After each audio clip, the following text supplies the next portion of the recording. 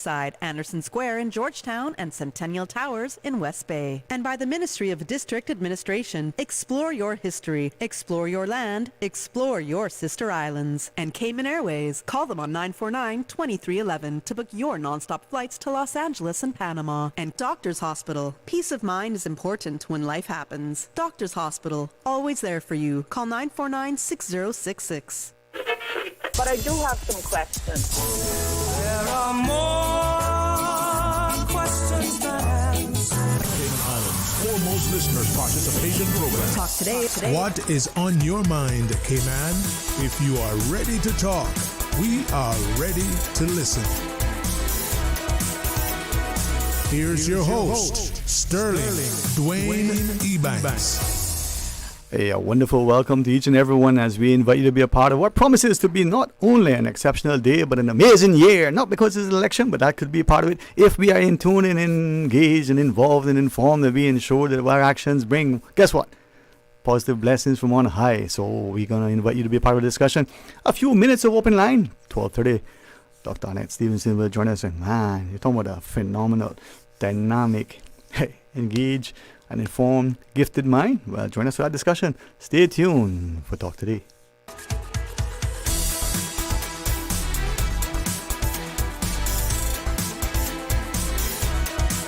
Talk Today is reminding you. Avoid any statements or comments which are abusive, derogatory, malicious, or defamatory. Do not use indecent language or make any statement that is false or misleading. Call 1-800-534-8255, 949-6990, 949-8037, or WhatsApp us on 925-3261. Email Talk Today at candw.ky. Let your voice be heard. And now, back to Sterling Dwayne Ebanks, Radio Cayman Talk Today. Hey, welcome back and thank you for joining us. Well, I'm not sure, but I can confirm with Susan. It's Tuesday, right? She said, yeah, you can't tell that, Bobo. Yeah, it's Tuesday. The second thing I want to confirm is, what year is it? Well, buddy there wrote me a check and I said, wait a minute, people write checks these days? He put 2024. I don't know. I think checks had a 6-month shelf life. So that check is no good. Only because the wrong date, not because when it's a checking account that people still fund. The reason why I share that, at risk of consciously talking out of school, I want to share two things with us. Invite you to appreciate the importance of not only, unfortunately, as we say sometimes, you got to find your voice. Well, you always have a voice. You just need to make sure that you have the confidence, the conviction, and the tenacity to share it, but with respect and responsibility. Not to say, as I shared twice today, again, at the risk of talking to the school, that we say things knowing that they are true, but we say it with a way that isn't necessarily said with the love that we do. Or we say it knowing that it'll cut. So let's not do that. We don't need, as somebody said, to remind people when they do bad. What was that movie, Susan? I can do bad all by myself. I say to people, the scriptures, and I hope this is not wrong, so those of you who are more scripturally grounded, tell me. It doesn't say, lead me not into temptation, for I shall find it myself. But that's basically, in a sense, what happens. We don't need people to lead us astray. You're a good friend, you need to draw alongside that good friend and say, hey, this is not the path, this is a better path, or why are you going on this path? How can I help? What we do instead is we see, watch, and wait until the person does the thing, and we say, I could have told you so. Well, that's no good. Coulda, shoulda, woulda. We need to be able to, with love, in love, say to the person, hey, this is what is happening. And we are reluctant because, one, when we have done it in the past, what's the phrase? We just end up getting kicked in the teeth. And two, when we tell them, and they listen, they come back and they blame you because we are unwilling to accept responsibility for what we do and don't do, what we say and don't say. And as a consequence of being unwilling to be held accountable, we know that if we tell people something, they can blame us for it. Well, that's on them. If your conscience, and if we do it without malice, we do it in love, we say, listen, don't go down here, here's a better path. Then we can not only avoid saying, well, I told you so, because that's just as bad, but we could have avoided them saying, well, I coulda, woulda, shoulda. No, we tell them, but again, in love. And then on the other side of the coin, be willing, as a good friend reminded me of something that I had said. Got to be willing to not only ask for help, but accept the help that is being offered. My only caveat is that that has to be offered in love, that agape love. Now, with that, when we recognize that life unfolds, whether we are part of it or not, whether we expect, anticipate, can embrace it, it's going to unfold. What a commercial said, life comes at you fast. So as it unfolds, as life unfolds, do we see the connections, the bridges that we're trying to build that are being built for us? Good bridges, bridges to somewhere good. Not just bridges over a river Kwai, not just bridges to nowhere, but bridges, things that connect us. Scripture reminds us that, unless the Lord builds the house, those who labor in vain. So how can we ensure that we respect other people's religion or non-religion, respect their opinions, respect their experiences, respect their confidence, respect them, but by the same token appreciate that, again, as a very near and dear person who has shared often. People come into your life for a reason, a season, or a lifetime. And how do we embrace? Now, I gonna risk doing something that I only now appreciate that I didn't do consciously. As much as I share with you privately, I don't do so publicly. But I have a philosophy, and that's life is 0 to 100. The probability of living 0 to 50 is higher most times than the 0 to 50, much higher than 50 to 100. And in that first 50 years, we plan, we prepare, we invest. I thank my good friend for saying, let's not say sacrifice anymore, we invest, because we want dividends. The mindset of an investment is more positive. You're expecting a return as it is then a sacrifice. So in getting prepared for our discussion, as we make that investment from 0 to 50, so that 50 to 100, we can enjoy it. If we look at life as seasons, and not a farmer, I don't necessarily subscribe to some of the metaphors that are used oftentimes, but this might be helpful. Winter is that time when it's probably cold. It's probably, for the most part, at least a little bit that I understand about farming, isn't when you sow the seed or you harvest the crop. But there are probably things you need to do in preparation for when you do those things. But if you haven't done those things previously, what is that animated film with the squirrel, hides a bit of nuts so that in the winter it has, food. The bear presumably hibernates in the winter because nothing else to do. Well, maybe in the Cayman context, maybe it was December when the seaman came home, and you can read into that as you wish.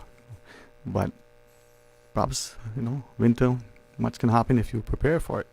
But at the other part of it is, if you don't prepare for the winter, whether that's the winter as the seasons, or that's the winter in your life because of how you age, and you prepare or fail to prepare.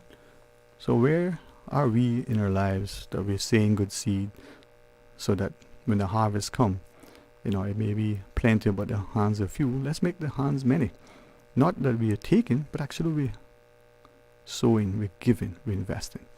All right, Dr. Annette Stevenson will join us when we come back from the break. She'll remind us of what we're going to talk about, and I'm going to ask us as we go into our discussion to very positively and prayerfully be drawn by what Professor Ali was sharing with us earlier. The Japanese, notion of purpose. Have we a purpose for our lives? Are we willing to look for that purpose? I believe, again, on the personal perspective, that I know what makes me tick, and I also know what ticks me off. Arrogance, insolence, and ignorance. And ignorance is not where you only don't know something. It's not that. It's when you're so indignant that you don't know, but you're unwilling to learn. So you speak to, let's say, your contractor, and you're asking, should this be done this way or should it not be done? And the answer is one of, a know-it-all attitude. Your contractor, your architect, your whomever. That level, it can only make things worse. And sadly, not just worse now, but worse down the road when the manifestation of that inaction, now that inability to recognize not only the incompetent approach to the thing, but it could be structurally, undermining. And that's in the physical building, as in, our own personal lives. So iron sharpens iron, we say. And the more we come together, we appreciate that a rising tide floats all ships. And these should not just be truisms, should not be, idioms, should not be those things that I've said so often that they become cliches. There should be things that we embrace and acknowledge that many hands can make light work, but we also hear, too many cooks spoil the broth. I'll leave you with this as we go into the break. It takes 2 hands to clap, but only one to beat your chest. That loud, blow hard, know-it-all, or that, unassuming individual with great humility before honor. That great individual who, in their quietness, actually speaks with a resounding, reverberating voice. We'll pause and take that break, and when we come back, we invite you to join the discussion. So please stay tuned for Talk Today. Stay cyber secure with Cayman National. Here are a few tips that will benefit you. Ensure to log out completely when you finish any online banking activities. Be aware of phishing attempts and only click links from trusted sources that are sent from your device through emails and messages. Remember, Cayman National will never ask you for your credentials. If you suspect a fraud attempt or that your account has been compromised, please immediately contact our customer support team at 949-8300. Did you know that Doctors Hospital provides urgent care services 24 hours a day, 7 days a week? And Doctors Hospital's urgent care physicians have access to the most advanced MRI and CT imaging in the Caribbean, providing reliable diagnostics when you need it most. When you need quality urgent care for an illness or injury, Doctors Hospital is here for you 24/7. Whether it's a migraine, chest or abdominal pain, shortness of breath, broken bones, or another urgent need, Doctors Hospital at the top of Walker's Road. Urgent care right now. Did you know ordering your favorite sandwich from Subway just got easier? Yeah, picture this. No more waiting in line. No more fussing with cash. Just the delicious taste of Subway at your fingertips. With our new app, ordering your go-to sub is as easy as a few taps on your phone. Plus, receive exclusive deals and earn loyalty points with every purchase made on the app. Download the new Subway app today and get ready to ditch the lines and drive straight into your flavor. Visit the App Store or Google Play Store on your mobile phone and search for Subway Cayman Islands. Subway. Eat fresh. Wouldn't it have been grand if you had purchased land 30 years ago? It may not be 2020, but a perfect vision has never been more clear. Cayman Brac and Little Cayman, poised for growth with an eye on the future. Your land, your history, your future. Discover all that our sister islands have to offer. Cayman Vets has doubled their reward money for a missing dog. A $10,000 reward is now up for the return of a missing dog that goes by the name of Spiky Haggis. No questions will be asked and no further action will be taken if Spiky is safely returned. The $10,000 reward is for a limited time only. Spiky is blonde in color and is a Pomeranian mix with a distinctive scar above his left hip. Spiky went missing mid-November in the area of Selkirk Drive and Bimini Drive. Cayman Vets is asking that if you have seen Spiky, a blonde Pomeranian mixed dog, to please call or take a picture and send it to 525-5838. That's 525-5838. The best foundation you can wear is glowing, healthy skin. The offices of dermatologist Dr. Wayne Porter specialize in enhancing your skin's well-being. Whether you're seeking advanced skin care, including any skin cancers, Botox, filler, cosmetic skin enhancements, or simply looking to reduce wrinkles, Dr. Porter offers a full-service dermatology and dermatological surgery practice. For more information, email drportercayman@gmail.com or call 946-9020. That is 946 9020.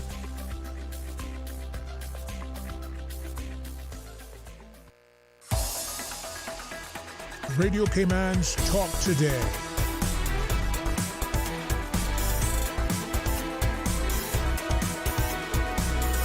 What is on your mind, Cayman? Hey, welcome back, and thanks for joining us. And publicly, a genuine sense of privilege and honor I want to express to be able to sit and facilitate this discussion, and to be able to, on a daily basis, not just live, love, and laugh, but to learn through our guests who share. Thanks to Dr. Alex Stevenson for joining us. And I think in our communities, I reflect immediately on a conversation with Professor Ali yesterday. Not just, in his capacity as an orthopedic surgeon, but in his capacity as an individual who publicly said, I've come from somewhere I can look from outside, look within, and see the resources that are here. And oftentimes in a society, we don't see what we have. We don't see it in ourselves, in the reflection in the mirror. We don't see it in our families. We don't see it in our wider communities. I'm not going to go down that rabbit hole and engage anybody who say, oh, well, that's the colonial mentality and this and that. That may or may not be. But that was then. We're not forgetting it. But what are we doing today to embrace what we have, to ensure that we recognize, respect, and value where we are and what we're bringing to the table? I say that to share that I look at you. Many of us hold you in high regard because of who you are, who you're from, but also what you are. And that willingness to be independent, to speak, frightens some people. But for me, man, it's encouraging. An independence of thought, a willingness to stand grounded in what you say, but also a humility to go, I didn't know that. I didn't know yesterday, for instance, that leaving Grand Cayman or the Cayman Islands and going to the UK for medical treatment is a viable option. I mean, that's a whole different world for me. Forget about the political connections and all of this stuff, but tin can flight, 9-11 hours, not Cayman Airways, that's not appealing.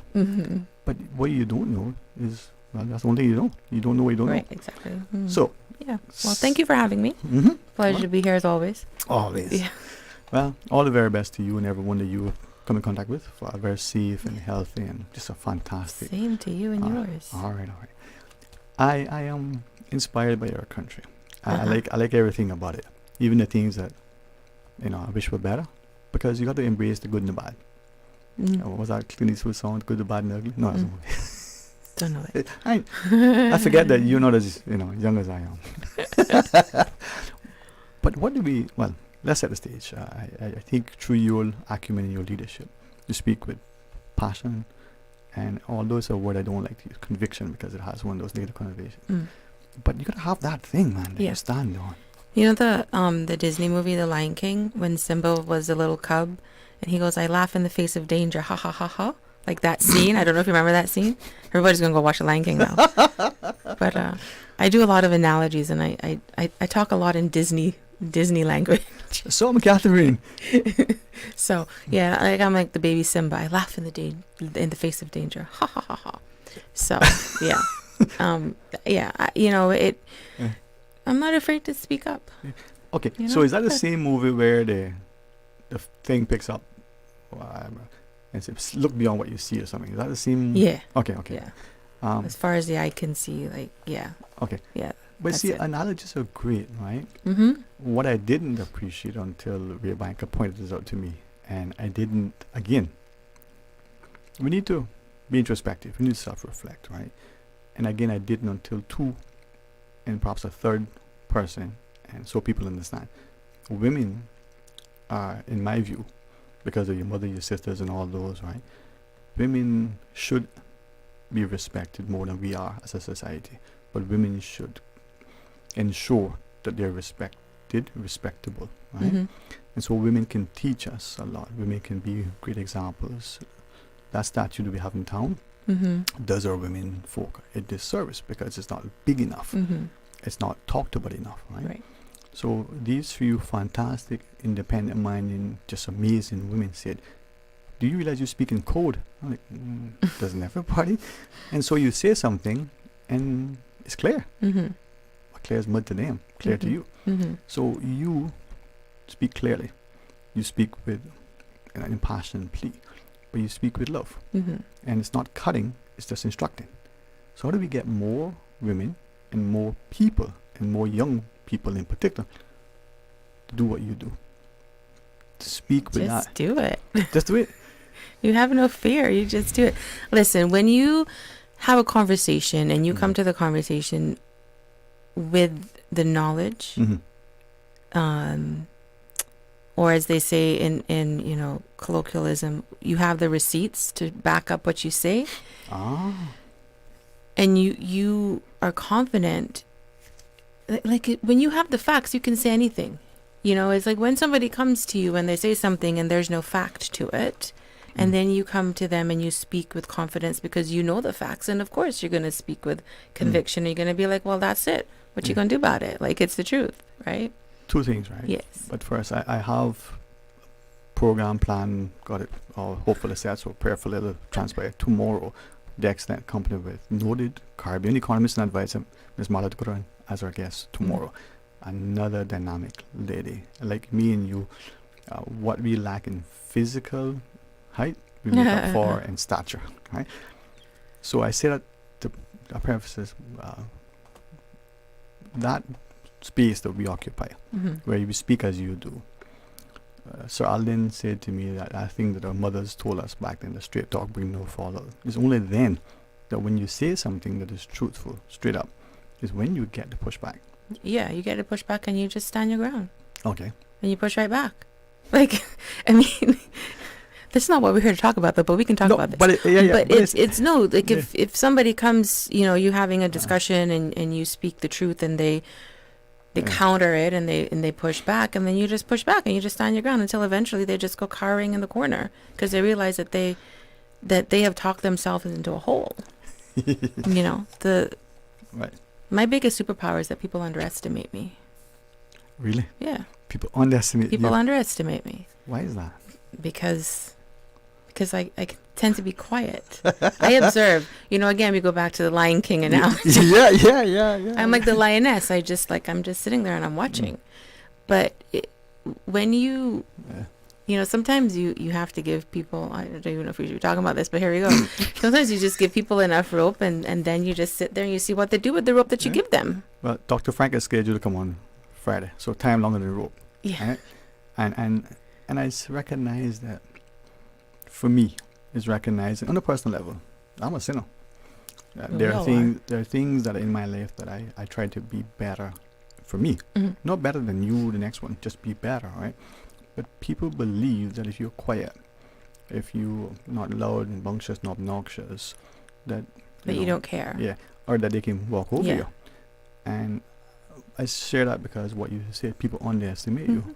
But it takes sometimes for that thing to get to a certain point where your response is what you were telling people, stop unless this gonna happen. And when this happens, well, I've been trying to tell you, right? So maybe it's two things. It's a lack of respect that we have for others, and it's unfortunately our willingness to be accommodating, our willingness to be hospitable, our unwillingness to be disrespectful, right? Why people mistake that calmness, that kindness for something that equates to weakness or ignorance, right? And let me read this, if I might, as I share with you prior. This person writes, good afternoon. Says, respect is key. However, it begins with self-respect. How we treat others is a reflection of how we see ourselves. Right. So if you don't love yourself, if you don't respect yourself, then you're not going to do the same to others. Okay. Right. And for those who know, it's been a couple of months that we have planned this discussion to accommodate schedules. Right? Yes. I was thinking about it, and increasingly I believe that it's important that we allow our voice to resonate with us because we do it respectfully. Respect begets respect. But we also ensure that that thing that we have a sense of commitment and passion, and we speak with the same passion and plea, that we're doing it for the greater good. Yep. But we also do it knowing that if it's only us, it's only us. Right. You know, one hand beats your chest, two hands to clap. Right. So how do we get people to ensure that not 100 years from now, but immediately they buy into the thing, they see the value of the thing. We're not beating them over the head with it, but we're not shaming them into it. We just want them to say, you know, this is a good thing. Come on board. Bring, as Miss Marlin talks about, your time, your talent, or your treasure. Mm-hmm. I think it's just showing them a different thing, showing them a different vantage point, a different angle. We'll get into what we come to talk about. Yeah. But the last thing I want to share now, do you recognize how some people are either because of, I call it evil, right? Mm-hmm. They're easily duped by someone for something. That snake oil salesman, that carpetbagger, and deliberately use some hopefully offensive words so that people would recognize when they see evil coming, no matter how beautiful it is presented, how sweet the cologne, how sharp the dress, it's evil, and evil incarnate. Yet we'll be duped and fooled by this smile, by this thing. I told somebody just yesterday, the bank robber in most people's eyes is the person with a gun in the mask who walks into the bank hall. They don't see that well-dressed person with a briefcase and a necktie and a three-piece suit with a pen, and then they leave and we say, oh, they embezzled, they defrauded the bank, they they robbed the bank. But we use euphemisms. Right. The bank robber came in there with violence and with a gun. The person walked in with a smile fresh off the plane, signed something and walked away. And we use euphemisms to describe what happened. We're going to pursue that bank robber with every resource. Right. But the person hopped the next Cayman Airways flight or and going back to wherever. Right.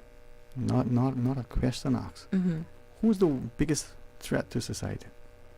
You can see the bank robber coming with a mask on a mile away.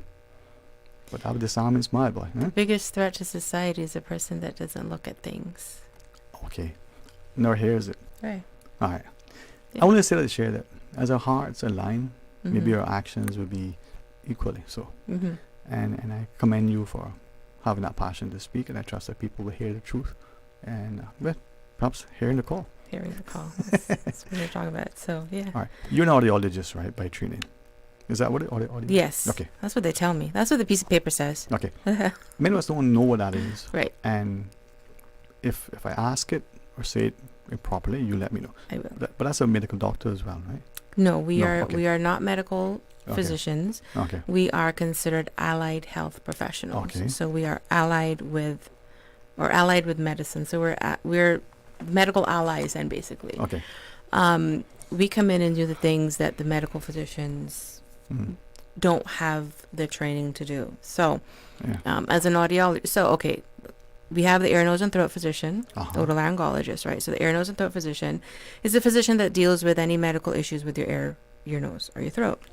What he does not do is treat hearing, balance disorders, or tinnitus. That's where the audiologists come in. So we complement the service of an ENT. So the ENT doesn't have the in-depth training into the auditory organ that we do as audiologists. Okay. They know all about it, but they don't spend 4 years studying just the hearing apparatus, which is what I do. I spent 4 years studying just the hearing organ, hearing and balance organ. Okay. You know, my mother is that strong, independent woman, and I watch, 9 decades of life unfold. You realize certain things. She'd always say, you can't hear, you can feel. So being able to hear physically, literally, but also figuratively is important. So you help us to understand the importance of hearing. But maybe we take it for granted. Yeah, people do take it for granted. Like your hearing is probably the one sense that people take granted the most, right? Because if you can't hear, you turn up the TV, you turn up the radio, you ask somebody to repeat themselves, and there's a lot of accommodations that you can do. But when your sight starts to go, you don't sit there, there's nothing you can do to accommodate that, right? When your smell starts to go, all right, what can we do about that? But there's nothing, you can spray on a little bit more cologne and get a little bit closer to the candle or something, right?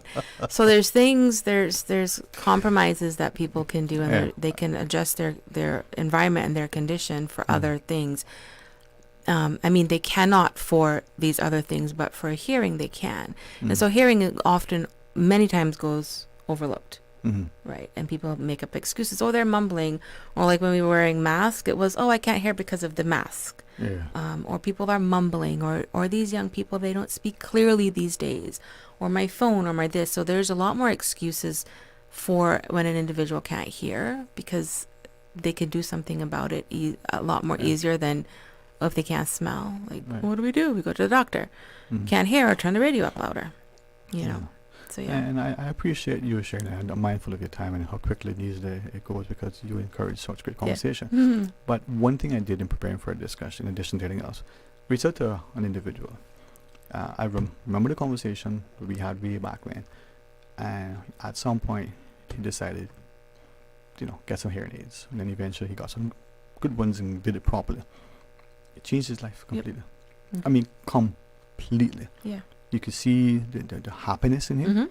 You can see not just the enjoyment, the fulfillment, the quality of life. He can participate in things. And in his words, he wasn't just standing there smiling and nodding like a fool. Yeah, exactly. He was, and I go, wow. Yeah. Is that really that life-changing? It is really that life-changing. It really is. When I have patients sitting in my office and we put the hearing aids on them and we turn them on, and they can hear their phone, or they can hear their spouse, or if they've come with their children, they can hear their children, and the tears that run down their face. I remember distinctly a lady came in with her mother, and she had been to be careful what I say. You know what? I don't care. Whatever. They went to other facilities on the island, and were basically told that there was nothing that they could do to help them because of the mother's age. I think she was like 82 or something. And she comes in, and she's sitting there, and she's in a shell. She's quiet. She's not engaging. She's not answering my questions. And I test her, and I put the hearing aids on her, and I start talking to her. And all I see is that she goes like this, and it's like a flower that you watered, and the tears just start running down her eyes. Wow. Right? Because she can hear again, when she had been told for many years by other individuals that there's nothing we can do because you're too old. Oh.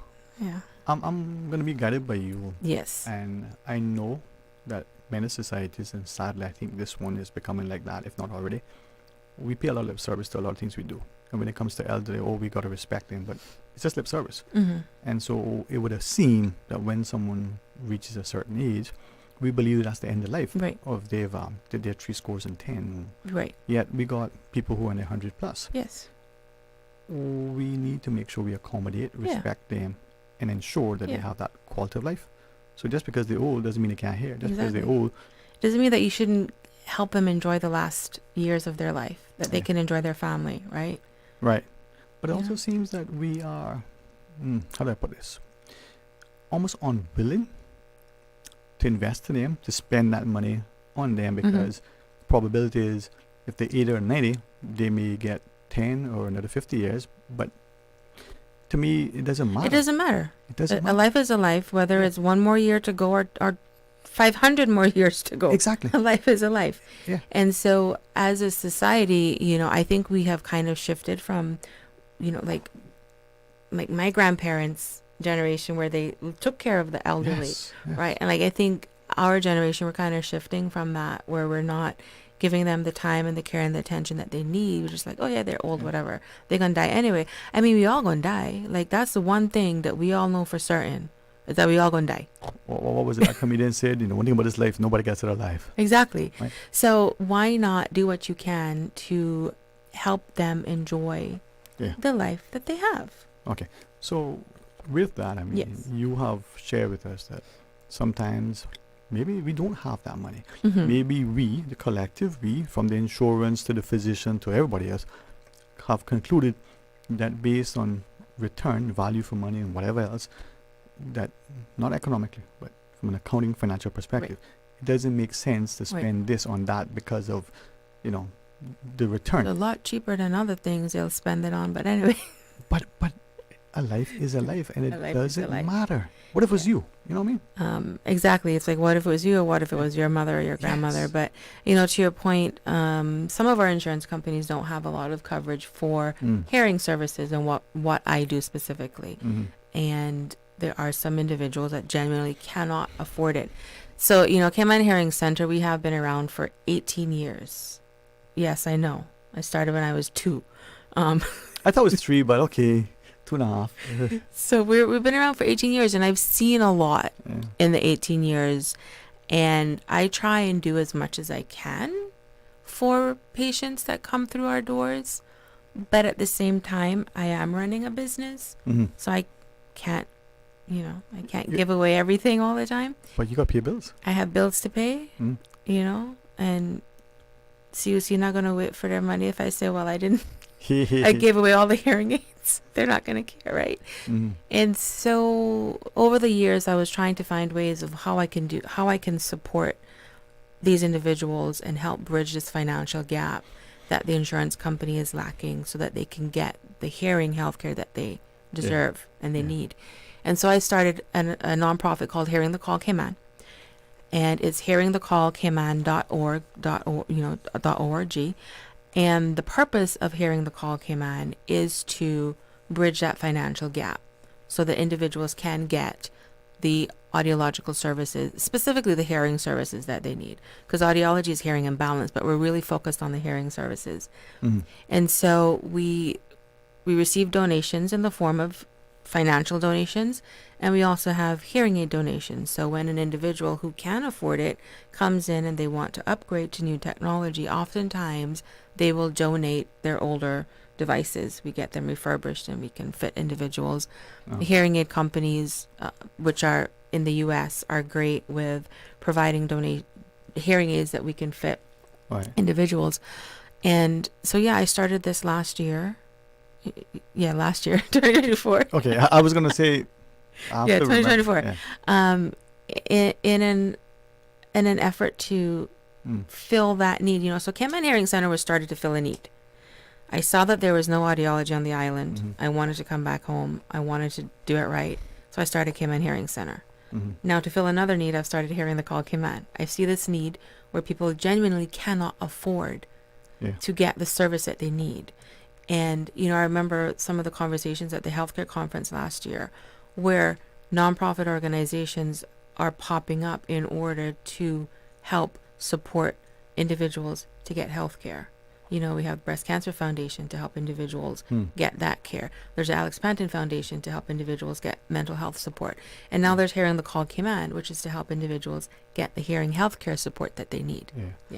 I want to take up your offer to spend an extra couple of minutes after no later than 1:15. So you can talk specifically about Hearing the Call, Cayman.org. Yes. As we go into our news break, someone writes, private insurance does not cover hearing aids. Some of them do. But the thing is, Cineco does. Some of the private insurance companies do cover it. Yeah, okay. They do. And this is where, as I listen to you, no pun intended, it's a quality of life that we're talking about, but also safety. Safety, of course, because you need to hear. You need to hear when the ambulance is coming down the road, and you need to get out the road. But you need to also be able to hear effectively and timely. And you need to hear when you go to your doctor's appointments or to the pharmacy to pick up your medication, and they tell you to take 1 pill twice a day, and you're going to take 2 pills twice a day. Then you need to hear. Yeah. Yes. So it's quality of life, and safety. Yes. What your mama say, you can hear, big and feel. Yeah. All right. A few more minutes with you after the break, Dr. Annette. Sure. I'm going to pause and take a break. We invite you to share with us. Stay tuned for Talk Today. Did you know ordering your favorite sandwich from Subway just got easier?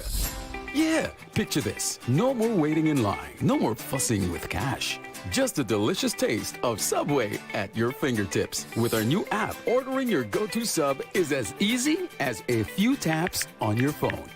Plus, receive exclusive deals and earn loyalty points with every purchase made on the app. Download the new Subway app today and get ready to ditch the lines and drive straight into your flavor. Visit the App Store or Google Play Store on your mobile phone and search for Subway Cayman Islands. Subway. Eat fresh. You deserve a unique vacation this year, one with easy non-stop flights from Cayman. Cayman Airways offers more non-stop flights to and from the Cayman Islands than any other airline. Now you can add Panama and Los Angeles to your travel bucket list. Skip the hassle of connecting flights. Panama is just a 2-hour non-stop flight from Cayman. And Los Angeles? Get there in less than 5 hours non-stop aboard Cayman Airways. Call 949-2311 or visit CaymanAirways.com to book your Los Angeles or Panama getaway today. Radio station. Radio Cayman is the voice of the Cayman Islands. From Radio Cayman's newsroom, this is Headlines. Local, regional, international news. The Headline News is brought to you by Kirk Market and Health Services Authority. With your latest headlines, I'm April Cummings. The Association for Cruise Tourism is holding a meeting on the subject in West Bay tonight at Sir John A. Cumber Primary School. The event begins at 6:15 with a networking reception and then is followed by a presentation and discussion beginning at 9:15. In international headlines, firefighters around Los Angeles are preparing to attack flare-ups or new blazes. The Weather Service issuing a rare warning that dry winds combined with severely dry conditions created a particularly dangerous situation. While officials on Monday lowered the number of people under evacuation orders from 150,000 to under 100,000, they are cautioning people to be ready in the event that evacuations could be stepped up when high winds return. In regional headlines, Guyana's government says it is monitoring the situation at the border with Venezuela as it expects a large number of migrants to come from the neighboring South American country in the coming days. Currently, there are more than 30,000 Venezuelan migrants living in Guyana, and the authorities are expecting that figure to increase as more Venezuelans seek refugee status in the face of a worsening social and economic crisis. Those are your headlines. I'm April Cummings. More news available at www.radiocayman.gov.ky. Check out our social media pages: Facebook, YouTube, X, formerly Twitter, Radio Cayman Headline News.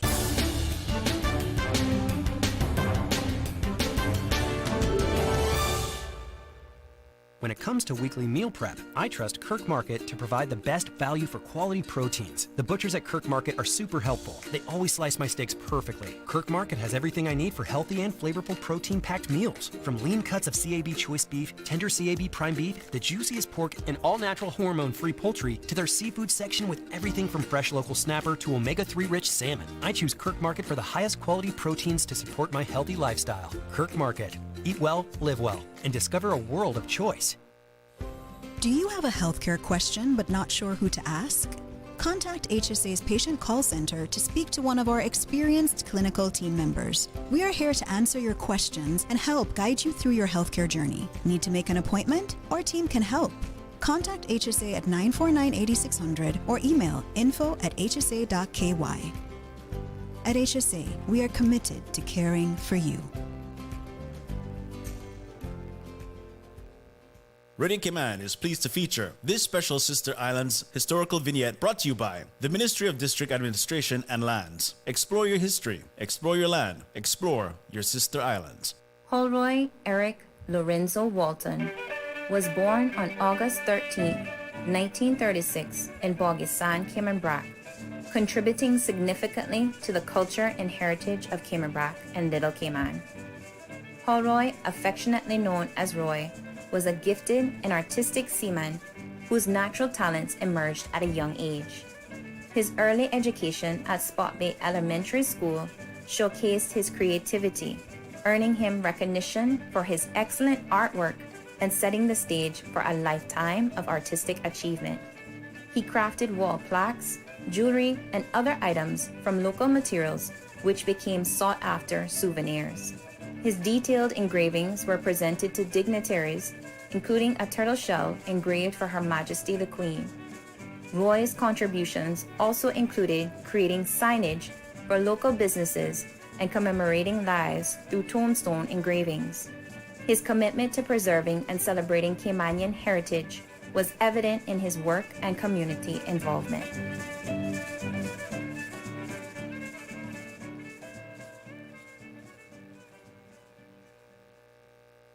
Radio Cayman is pleased to feature this special Sister Islands historical vignette brought to you by the Ministry of District Administration and Lands. Explore your history, explore your land, explore your Sister Islands.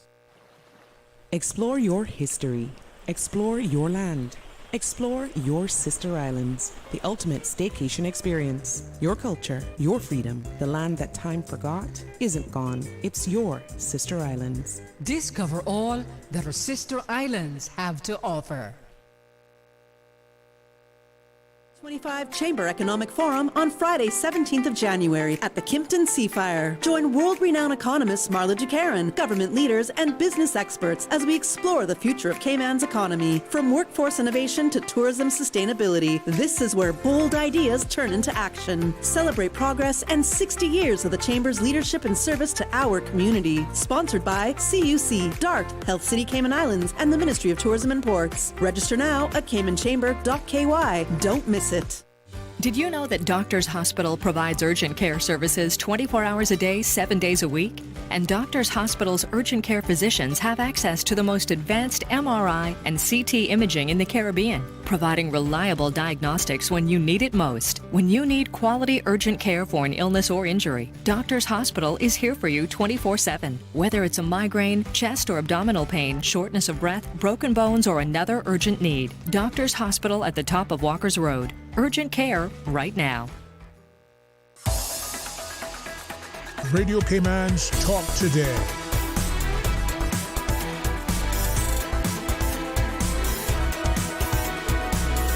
What is on your mind, Cayman? Hey, welcome back, and thanks for joining us, and thanks to audiologist Dr. Annette Stevenson for sharing with us your NPO, non-profit organization. Yes.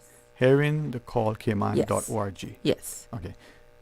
Share with us some more on it, because I think, like as you shared, there are many charitable endeavors that help to fill a need in certain areas, whether it's helping the human being or, the other species that occupy your planet. Right.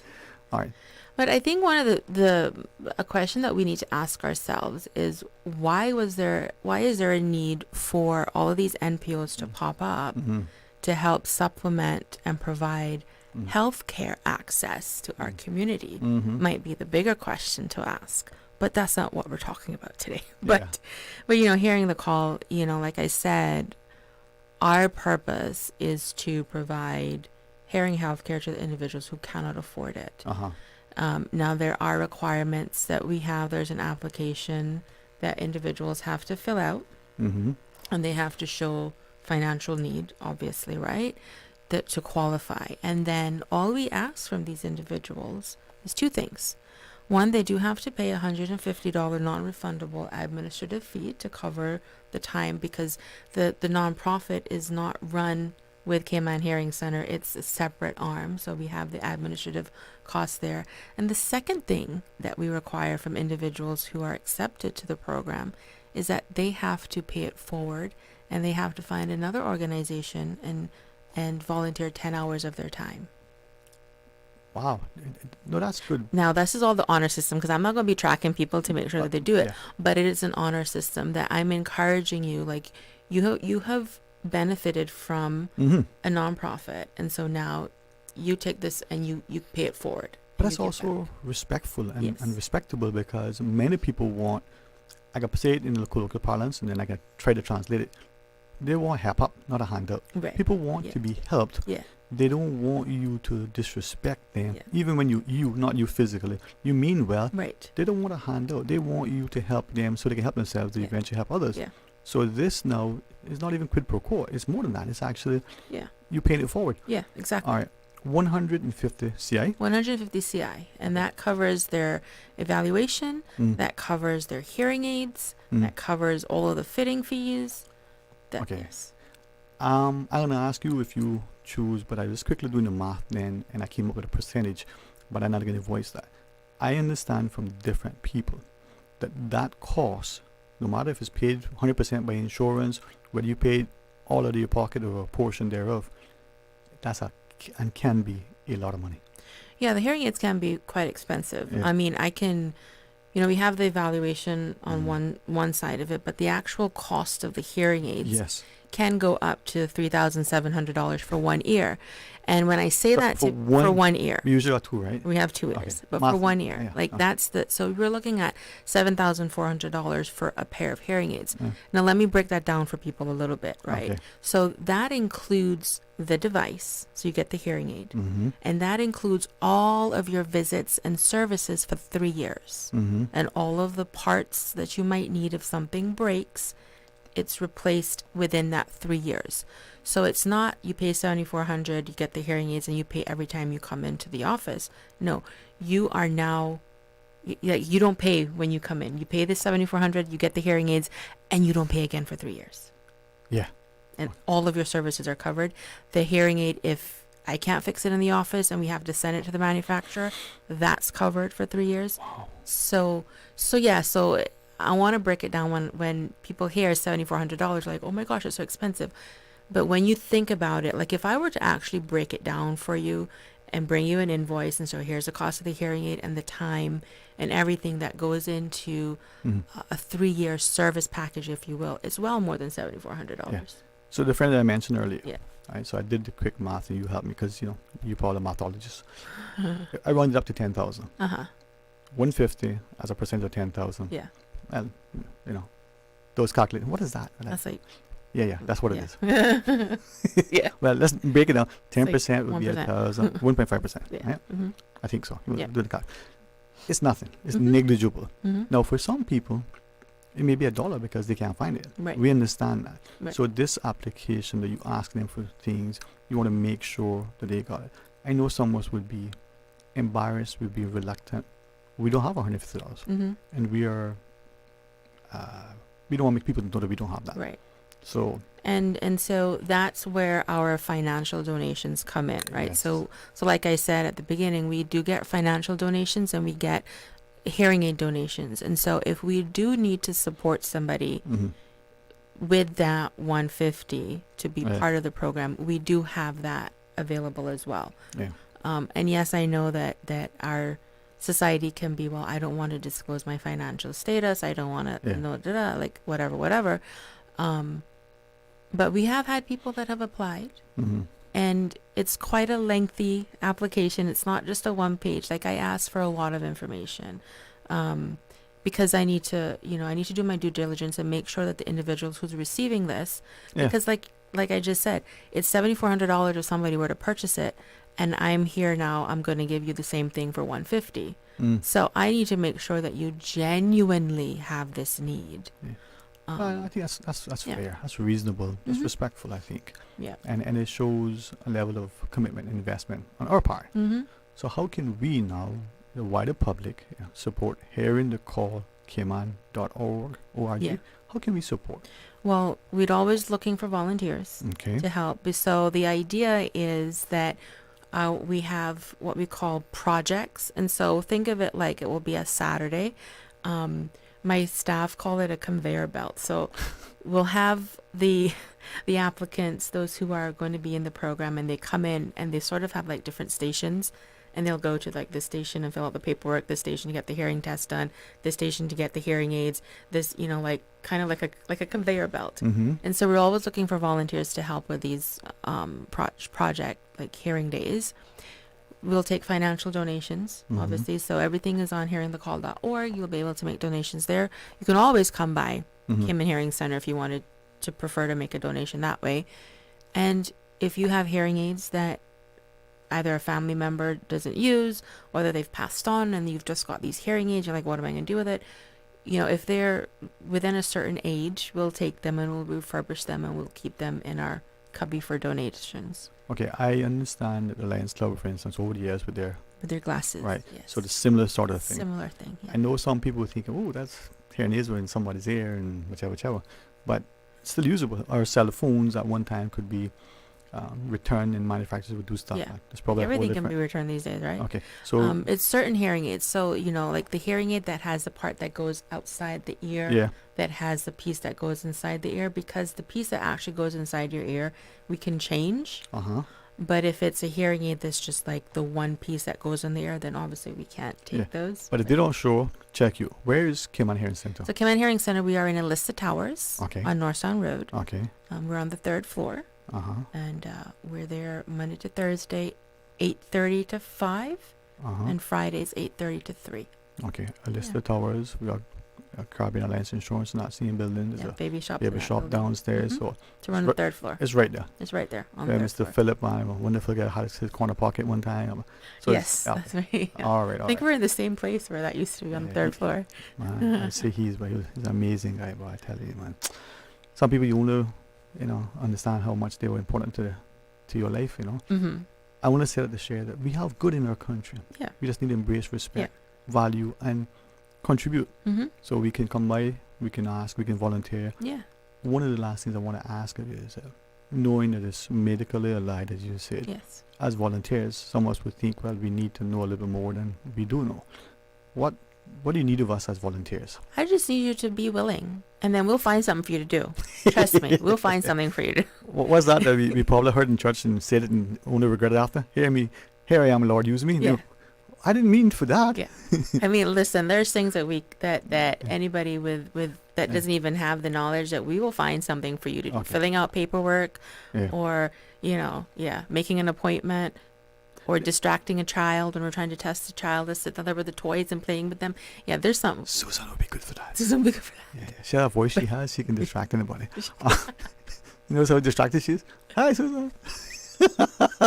All right.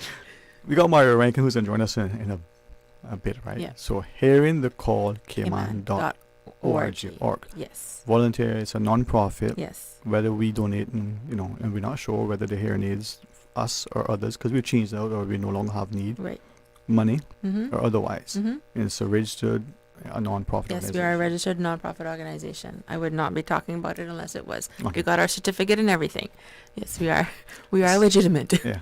I'm not going to make any jokes or try to, but I'm glad. I just want to just put this plea out to your listeners as well, that if you or someone in your family needs our services and they have a hearing difficulty and you cannot afford it for whatever reason, you just call Cayman Hearing Center 946-9174, and my staff there will be able to give you all the information about hearing the call. And yeah, so if you know somebody and you want to apply, just either go on the website or call. So hearing the call Cayman.org, or call Cayman Hearing Center at 946-9174, and you'll be able to get all the information that you need to apply or to get an application for a family member or friend that you know needs the support to hear better. 946-9174. Okay, all right. Well, yeah. I'm prayerful that this will be something that sows and bears good fruit. Yes. If we can help, either in any way, promotion, or just let us know. I commend you and others who offer up, not just your experience, your expertise, but your heart to genuinely help others, and understanding how we have taken our hearing for granted. Yeah, you all have. We have, all of us. Yeah, you have. And only coming to appreciate my friend who has the resources to get that, but didn't for different reasons, and was only after getting hearing aids. There was embarrassment, you feel that something is wrong. Stigma, that stigma. And to know what you literally was not hearing, how you missed out on good stuff, you missed the punchline. I mean, make me kind of think that I should probably come at you and get those things. Probably should. Probably should. Dr. Annette, thank you so much. Thank you so much. Again, hopefully we'll take a page from you and many like you who give genuinely, and that's a key. So have a wonderful, just amazing next century. How about that? Yes, I'll take it. You too. I will. All right, we're going to pause. I look across the table, and sitting next to Susan is a guy who is doing better in the company of Mario D. Rankin. He's going to be our guest next. Stay tuned for Talk Today. You deserve a unique vacation this year, one with easy non-stop flights from Cayman. Cayman Airways offers more non-stop flights to and from the Cayman Islands than any other airline. Now you can add Panama and Los Angeles to your travel bucket list. Skip the hassle of connecting flights. Panama is just a 2-hour non-stop flight from Cayman. And Los Angeles? Get there in less than 5 hours non-stop aboard Cayman Airways. Call 949-2311 or visit CaymanAirways.com to book your Los Angeles or Panama getaway today. Stay cyber secure with Cayman National. Protect your computers and mobile devices with security software to defend against cyber attacks through viruses, malware, and other online threats. Be aware of unsecure Wi-Fi connections when in public. If you need to access your online banking or sensitive information on your mobile devices, try disabling the Wi-Fi and switching to data from your mobile network. If you suspect a fraud attempt, please contact our customer support team at 949-8300. Health City at Camana Bay is now open 24 hours a day, 7 days a week, offering world-class emergency care whenever you need it. From minor injuries to life-threatening emergencies, our experienced team is ready to provide expert care around the clock. Conveniently located in the heart of Camana Bay, we're here for you and your loved ones, anytime, day or night. Health City at Camana Bay, 24/7 emergency services, because your health can't wait. Visit healthcitycaymanislands.com for more information. Health City, caring for you, always. Social media, X, formerly Twitter, Facebook, Instagram.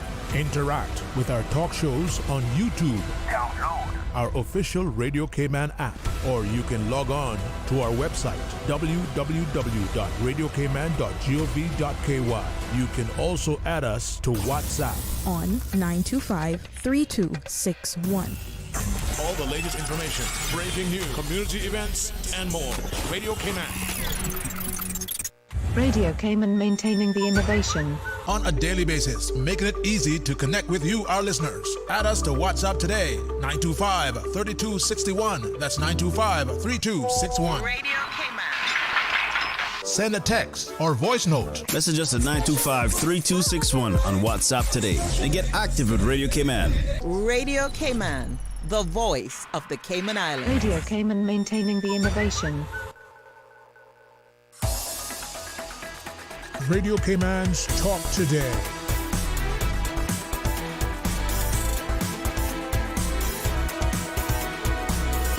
What is on your mind, Cayman? Hey, welcome back, and thanks to Miss Susan for helping to facilitate, together with all of, our fantastic team here at Radio Cayman. It's through them why increasingly I'm reminded of how we have such a dynamic and fantastic public sector. And to Dr. Annette Stevenson, hearing a call, cayman.org, over at Cayman Hearing Center, 9469174. To Mario D. Rankin, you have been a champion, a stalwart for many things, and increasingly, when I listen to things that many say, from the, aspiring politician to the established pastor, to that parent who either commends something or, I don't know how you would say, maybe criticizes, we are finding increasingly that if our voices are aligned and we would actually listen, try to hear, and by Dr. Annette's comments, makes me understand how important it is that often when we are in a conversation, we're not listening to understand, as we should. We're listening to respond, and as a consequence, we don't hear. Yeah. That's an interesting point of view. Yeah, and so you have been not just a consistent but a resounding voice that probably inflames some, certainly infuriates them. Of course. But if the truth is said in love, not maliciously, not to condemn, but to ensure that people are reminded, right? And the one thing that I believe that we're unwilling to do, as much as we say we want it, we're unwilling to speak things that are true. Not an alternate truth, not my truth. Because if I'm wrong about that, if it's true, it's true. It's true for everybody, like it or not. But we have seen to come to a place in life where we talk about, oh, it's my truth. Well, if your truth is a lie, then it's a lie. It's not truth. It's not an alternate truth. Or am I being too literal in that? Something is either true or it's not true. Listen, there are no almost dead people in cemeteries. I wouldn't want to be one of them. So it's either true or false. Yeah. You're living or you're dead. Yeah. Or you won or you lost. So you can't be half pregnant. No. Is either true or not. It's either true or not. But some people hear us saying that and would say we're insensitive, saying that what that's, but it's either true or not. Well, one thing the good doctor said before she left, Yeah. and I was listening on the drive, and I wanted to bring up, and I'm happy that I got to meet her in the lobby before she left and Yes. work hard, because I do have some struggles with my hearing Mhm. because of the accident that I had in previous accidents when I was a child. But she said something that was very interesting, and she also indicated that's a conversation for another day, and I don't disagree. But I would just like to reiterate that and highlight it just for a moment. Yes, please. And she said that the bigger question is why do we need these MPOs to pay for health care for our people? And I think that's a very critical juncture that we need to focus on, because we live in a first world country, right? Supposedly. Yeah. And that we would imagine that the instruments that we allow to conduct business on our shores would be some extraction from that in order to create a sovereignty that takes care of our people, because we're not a large number of people in population. Right. So you would imagine that one of the key structures and policies and legislation that would be implemented from a policy standpoint would be to make sure that we have adequate resources to take care of the small amount of Caymanians that they are. Right. And that's, I'm glad you've not just only said it just now. You've been consistent in sharing that. We say, if you want to see what a society is like, you look at how it treats its most vulnerable. But the question has to be even perhaps further, sort of delve into, in that how are we treating not only those, but how are we so consciously avoiding the very obvious? As I say, we're oblivious to the obvious, right? Yeah. Well, what happens is when we become comfortable with falling short of taking care of our people from the mechanisms that are generating a large magnitude of wealth for other industries and people and whatnot. When we get comfortable with the standard in which prompt us to go out and rely on charities and NPOs in order to pick up the slack or fill the gaps, then we have a problem. So I mean, until we could recognize that is a problem, and that we admit it and say, okay, we need to find something that can materialize, that can combat this. But again, there's a path that needs to be taken. Now, are we willing to do that? I'm going to say something public and ask you to guide me, and it's sort of premised on my perspective that every new year people make resolutions, right? They're going to do this, not do that, whichever. And that's not a bad thing if they are sensible things to do. Don't try to lose that 50 pounds that you took 5 or 50 years to put on. You want to use in 5 minutes. And probably not good, right?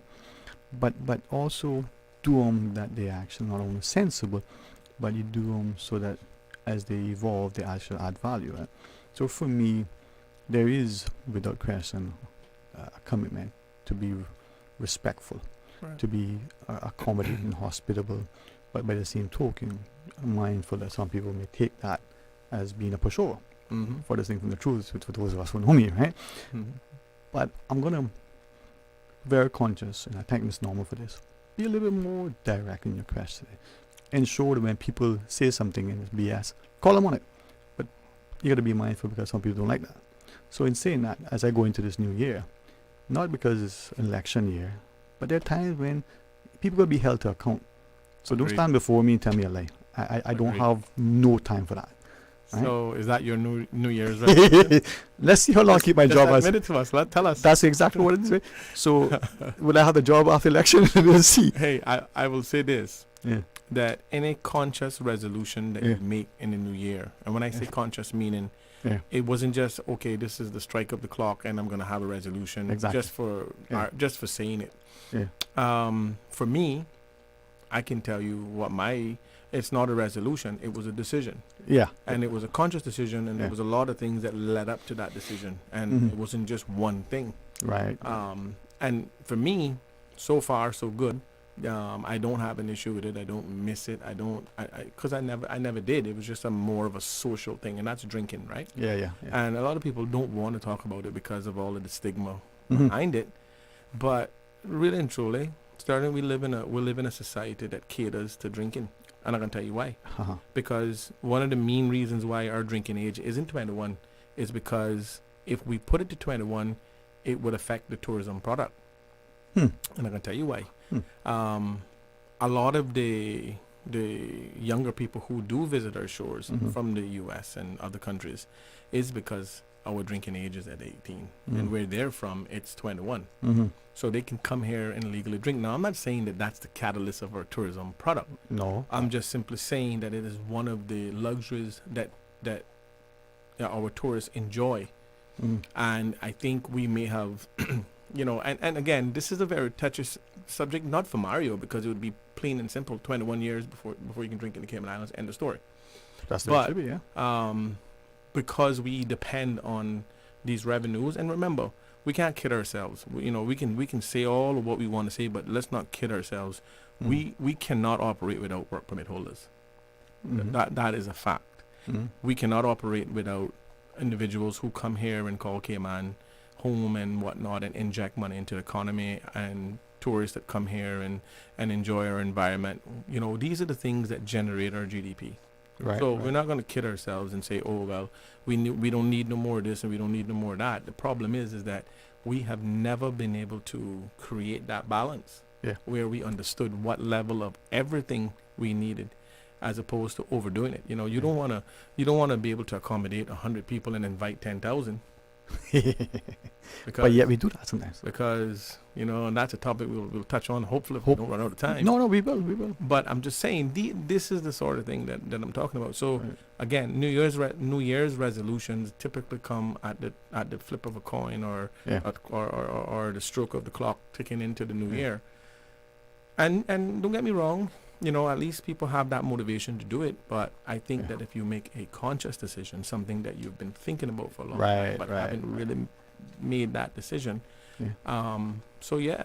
I encourage you to be more forward and call out the for your lack of a better term, your quote unquote BS and all of this stuff. So I would like to see that side of Sterling doing. Yeah. Those who do know, but it's not. My hesitancy just now is because I don't make resolutions. Right? Well, let me just state for the record, he's not going to be forward and unapologetic because of hanging out with me. And because, that's his decision on his own. See, here's the thing, right? Here's the thing. In that, I've never made a resolution. I make commitments, Mhm. right? I make informed decisions as best as I can, but I own what I do or don't do what I say. I'm willing to be accountable. Right. Because I think we need to accept responsibility. I think that's part of the reason why many people don't hold others accountable, because they themselves don't want to be held to account. Mhm. But here's the challenge. And I'll ask you, don't need to respond at all, public or otherwise. But I'll say it in asking you, I'm asking everybody else. How many of us actually honestly want the truth? You're talking to someone and you ask them, how does this look on me? What about this? We don't want the truth, What is that, Dwayne the Rock Johnson, the tooth fairy? Does the tooth make my butt look, whatever? The answer is yes, it does. But we don't want to hear that. No, we prefer the comfortable lie. Yeah. And I don't want that. And more times, when we see these things, when this situation occurs, it's just again, it comes natural because we've come so accustomed to talking foolishness. It's just unfortunate because when it comes down to the critical decisions that need to be made strategically, we also take that same position where we're accustomed to the to the good enough standard. Yeah, but we reward mediocrity too often. This is my point. And oftentimes we will, one of the things I've found in my formative years in education in Cayman, maybe it's the British model, I don't know, right?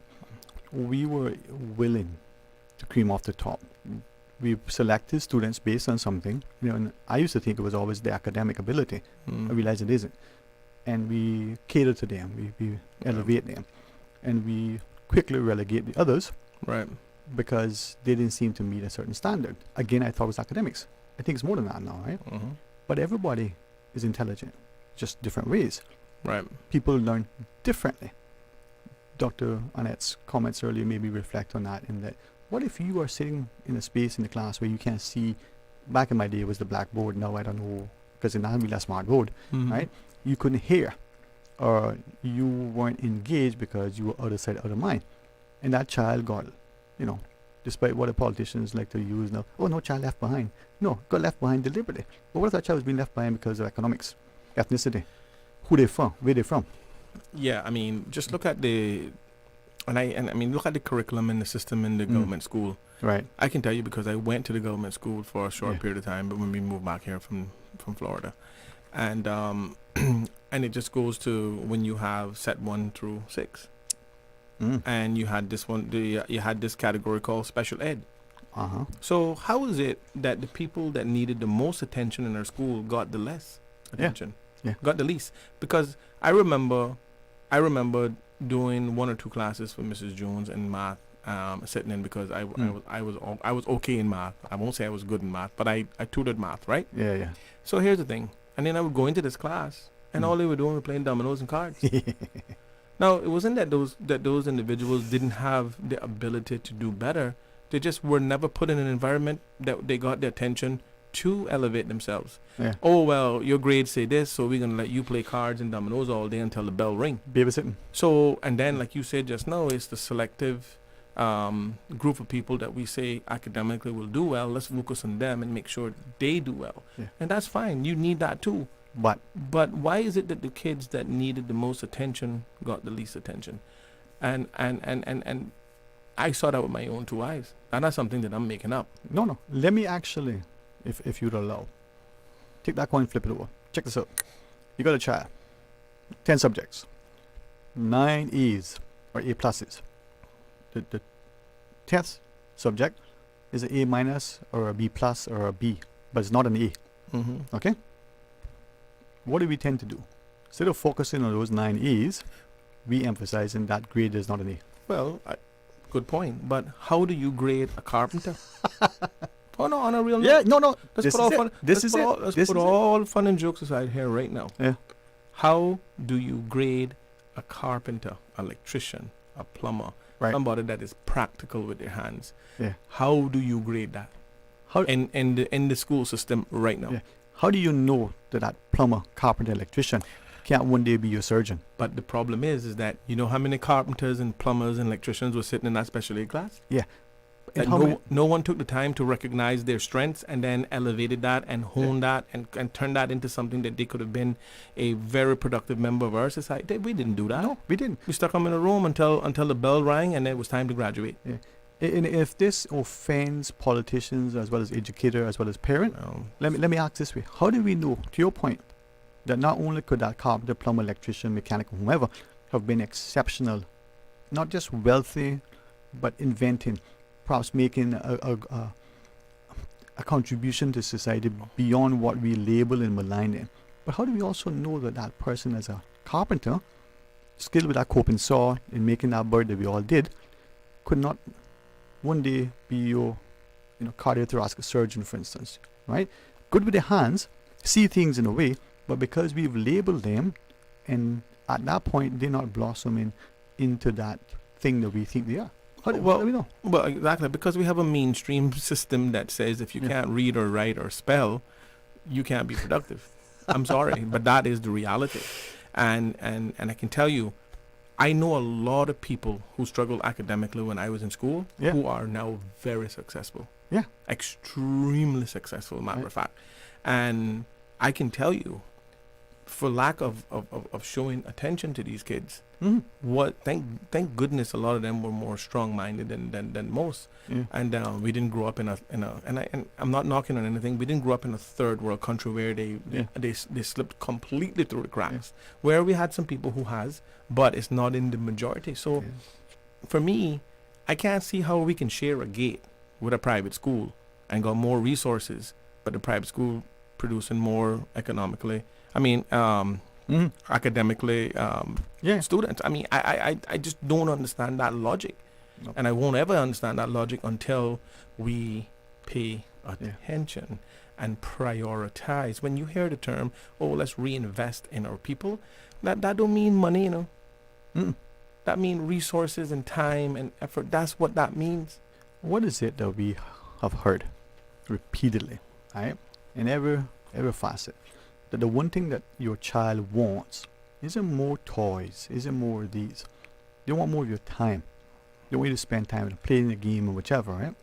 But yet we constantly build new buildings. We find more ways to materially invest. But the one thing we don't give is of ourselves, our time. Mr. Hamid shared something that has resonated with me. We find unity in a diversity, right? So like our schools, however they're divided, if we can literally move those fences and bring us together. Put a name to a face, all of a sudden you make a connection. You can no longer look at that person differently, right? Travel is that one thing that brings us together, right? Well, it's just funny that we have such a small island with a small population, and we have so much diversity when it comes to the learning systems in our islands. And when you said earlier, oh, leave no child behind, well, how did you coin that phrase without actually putting the work in to make it become a reality? Yes. Because you can't say to the public, oh well, we're going to prioritize education in the country by building schools and painting walls and paving parking lots. Because if we thought that that's what teaches children, then we'll all have a pretty everybody that went to Clifton Hunter, the new $300 million high school, should be academically, ready to go. Nobel laureates, right? But we know that that's not the case, But again, I'm not here to knock anyone's head or pointing the fingers or bad mouthing anybody. Sterling, if we all agree at this moment, that Cayman is not in the best position that it could be in, if certain things were done and prioritized, then we have to all also agree that it's the individuals who we've elected consecutively and time after time who are responsible for the situation. And that's just how I see it. Yeah. I want to, through you, not just be encouraged, right, but invite others to stand in the gap. All right, I'm a civil servant. I've signed a contract. I'm bound by the OSA from the first iteration, right, to now. I believe we should seek, humility before honor. It's not about elevating yourself. I have no desire for any public accolade, award, or recognition. But I'm finding a growing impatience in stupidity, in arrogance, in insolence, in ignorance, right? I'm finding that when you say something, you personally, Mario D. Rankin, if it's true, let's see, hear, and respond and try to do to make it better. But what we do, we castigate the messenger, right? Always. And it's funny you say that because, and I won't call any names, obviously. It's 2025, ladies and gentlemen. I'm gonna do a lot better. Okay. When I say that, meaning I'm not gonna ever let them off the hook. I'm just saying, okay. Just recently, I experienced where there's a platform that invites politicians to come and have a conversation. And their finale was last night. And one of the hosts happens to be my first cousin. And he had asked me early in the week if I would want to come on in the finale. And I said, well, yeah, sure, and I don't have a problem. Just talk about the topical issues and whatnot. And then I spoke with him later on in the week, and he said, oh, well, one of the people that he does a show with had a problem that I would say something about one of the political groups. And this is the younger generation, clearly. And then I'm saying to myself, okay, I know I'm rough around the edges. I know that. And I don't make no apology for that. I know that sometimes I say things that may offend or get people to, roll their eyes, whatever. Again, I do not apologize for that. That's who I am, right? Now, when he said it to me, I said, well, I'll take a pass on this. I'll stand out on this one because I don't want to come anywhere that I'm not welcomed, and two, I don't want to be a part of the narrative in which they are trying to portray, because they were sponsored by a certain political party. They tiptoed around who they invited. So it defeated the whole purpose of having this open conversation. And I thought that it defeated the whole purpose. And that was just my opinion, clearly. Okay, fair enough. Now, I also hear a lot of young people who wants to run, like Jordan Rivers, who wants to run for West Bay and whatnot. He's not made that, in a secret. He's said it to me. He's said it publicly. He's made it very public that he wants to run. Right. And I think that he has a lot of great ideas. He's a young person that is plugged in. So I share a lot of his ideas, and I 100% support any young person who wants to involve themselves in the political arena. I will never discourage that. Yeah.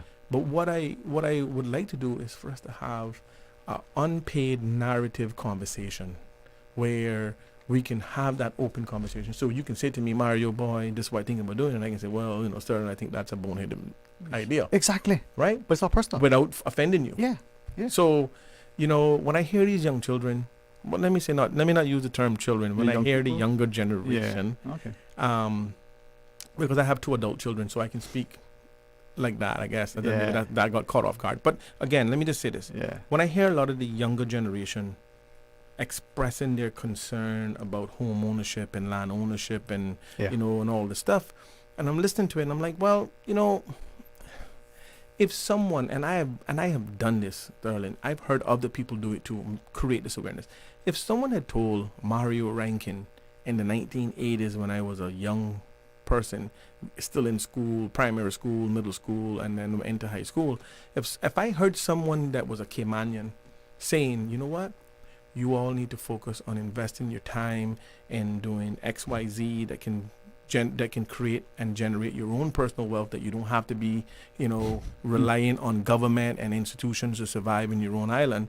I remember on off of Walker's Road, Mr. Hawkins was selling land in the back of Windsor Park for $8,000 a lot. Yeah. Back in the 80s, that wasn't a long time ago. Mm-hmm. And I'm saying to myself, well, why my uncle, when I say uncle, it's like my granduncle, why, I'm like, and I'm trying to say to these children now, stop trying to buy a piece of land on West Bay Road or on the canal or on the beach, because clearly we can't afford it. The average Caymanian cannot afford it, because we have condensely developed so that all of the prices of properties have skyrocketed in those areas. Young Caymanians, listen. Don't listen. Don't do it because I said it. Do it because it makes sense. Go to the Eastern Districts. Invest your money in the Eastern Districts. Land and homes are still affordable in Northside and East End and Bordentown. Please take that idea of wanting to live in the bougie strip that has been created by all of the people who have the money to create it. I understand that we would love to live in there, but go to the Eastern Districts. Call 4 or 5 friends that you're close with, start an investment company, pool your resources, buy property, and secure your future for not only you, but at some point, if you don't already have children, you will have children. Right. Please, I beg on you to do that. We're going to our break, right? When we come back, you said a lot, I would like to catch on, but I want to read an email in relation to yesterday's program with Professor Ali talking about healthcare costs and health sector. This notion of residency, there was some thing. I will listen to that show too, so I heard it. Right. And then the other thing is the idea of civil servants, right? Whether there's a voice, whether they can share it publicly. And as we set up the discussion, I want people to understand that what we accuse the civil servants of being muzzled is also very much the same thing that happens in the private sector. That bank, that utility, that whatever, tells the employees, listen, you say anything publicly, your job is in, right?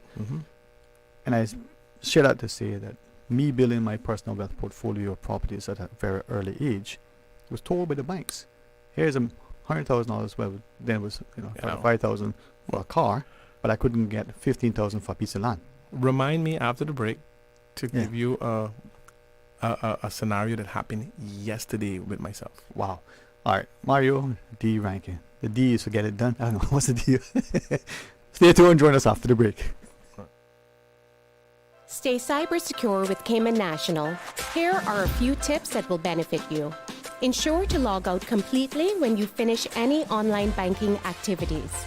Be aware of phishing attempts and only click links from trusted sources that are sent from your device through emails and messages. Remember, Cayman National will never ask you for your credentials. If you suspect a fraud attempt or that your account has been compromised, please immediately contact our customer support team at 949-8300. Accidents and illnesses can strike without warning. Ouch! When it comes to urgent care, every second counts. At Doctors Hospital, we have a dedicated team of experienced doctors and nursing staff available to you 24 hours a day, 7 days a week. Don't waste time in an overcrowded emergency room when you need urgent care. Whether it's a broken bone, a severe infection, or a sudden illness, trust in Doctors Hospital's unwavering dedication to providing the best immediate care. For complete urgent care when you need it the most, choose Doctors Hospital, located in Georgetown, 16 Middle Road. You deserve a unique vacation this year, one with easy non-stop flights from Cayman. Cayman Airways offers more non-stop flights to and from the Cayman Islands than any other airline. Now you can add Panama and Los Angeles to your travel bucket list. Skip the hassle of connecting flights. Panama is just a 2-hour non-stop flight from Cayman. And Los Angeles? Get there in less than 5 hours non-stop aboard Cayman Airways. Call 949-2311 or visit CaymanAirways.com to book your Los Angeles or Panama getaway today. Freedom, Cayman Brack. Freedom, Little Cayman. Soft breezes, blue waters, no traffic. Unwind and rejuvenate your mind, body, and soul. Sister Island Staycations, a taste of freedom. Discover all that our sister islands have to offer. Happy New Year from Vigoro. We're so excited to keep growing with you in 2025. Ready to bring new life to your landscape this year? Come to Vigoro. With over 40 years of experience and multiple Governor's Awards for excellence in design, we're pros at turning garden dreams into reality. From cozy corners to big backyard projects, residential or commercial, our award-winning team is here to help you grow. Let's make 2025 your greenest year yet, Cayman. With Vigoro by your side. Radio Cayman's Talk Today.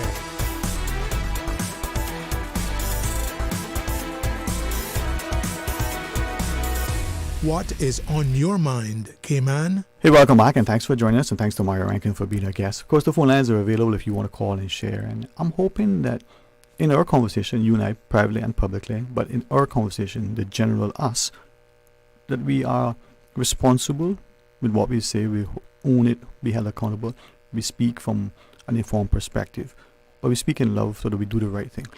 And then secondly, as we listen to people, we do so trying to understand, but respond in a way that either complements what's being said, but if we are speaking is constructively. So if we're critiquing, it's constructive. If what we're doing is contributing. I share that to ask then, as you said, something happened yesterday. You were telling our people, invest in us, right? Right. But the same thing that happened to me, and it wasn't yesterday. I had to wait, according to the bank, until I was 18 to legally be able to borrow. When I got to that age, or set up the land purchase, I was told, well, since you're so young, we need somebody to sign for you. Right. I'm like, wait a minute, am I an adult now? Wanted to know how I knew all about how to negotiate with the bank and what to ask for. Well, I said, because my sisters taught me. I was smart enough to have the sense to listen to them. They were good enough to give me their knowledge, right? And I went and I bought this piece of property. I only needed a couple of dollars. They were willing to lend me a lot more for a car. I didn't want a car. I had two back then. Two together probably didn't make one, but certainly more than what I needed. I wanted property. So what was happening then, don't tell me it's still happening today. Well, the thing is that one, we don't have any comprehensive training or awareness programs that tell our young people that, look, here's a sort of investment you need to make in order to secure your financial position or wealth or generate your wealth far in the future. No one is teaching us that. Yeah. No one is teaching us that. Not even in today's world with all of the access to technology and information, we're still not teaching that in the schools. Okay, that's number one. And number two, just yesterday I went to one of the financial institutions. I'm not gonna call their name because I got a lot of respect for all the workers over there and everything. Right. Okay. But I think that it need to be redone. It need to be pull down and rebuild. because I asked the question. I said, so with your investment program, though, you guys are giving up to $500,000 for a cash injection into an existing business, right? I said, so what if we wanted to borrow money to buy an apartment complex? Oh, no, we don't do commercial loans. We don't do that. It's only mortgage. So I'm saying, so you telling me that a young person can't come in here and say, hey, I just found a duplex or 4 apartments for sale for the same amount of money that building a house would be, say $600,000-$700,000. Right. I got a deal on it. Oh no, they can't. And this institution, the name of it will blow your mind. I won't say it again, but at the end of the day, the purpose of that institution is to encourage our people to invest and to do certain things. And certainly a young person in their 20s come into a bank with a job and got the financial wherewithal to maintain a mortgage or even a loan to buy a property that generates income. So they're not in the structure. It's not that they're not encouraging. Their structure does not allow a young person to buy a property that generates revenue as opposed to just getting a mortgage and trying to maintain that. So I would have figured that if you can qualify for $700,000 to build a house, then it should not be in the hindrance of you using the same $700,000 to buy 4 apartments. You live in one and rent 3 and generate, or you don't even have to live in any of them. Rent all 4 of them out and live somewhere else, or live home with your mom and daddy. Yeah. So how is it then? Right? None of my children. Sorry, not cutting you. None of my children don't ever have to leave that house. They can be there until they're 190, as far as I'm concerned. Yeah. As you said, as long as we make people feel wanted and welcome, invited, right? Safe in that space. So how is it then? To your example, the individual can go to a bank, a financial institution of sorts, and say, I want to build a duplex or a 4plex or whichever, right? The interest rate is higher, than the, single the mortgage, right? The term of the loan, because it's not a mortgage, the term of the loan is less, right? And if that's the case, how are we encouraging our people to invest and physically take ownership? Yeah.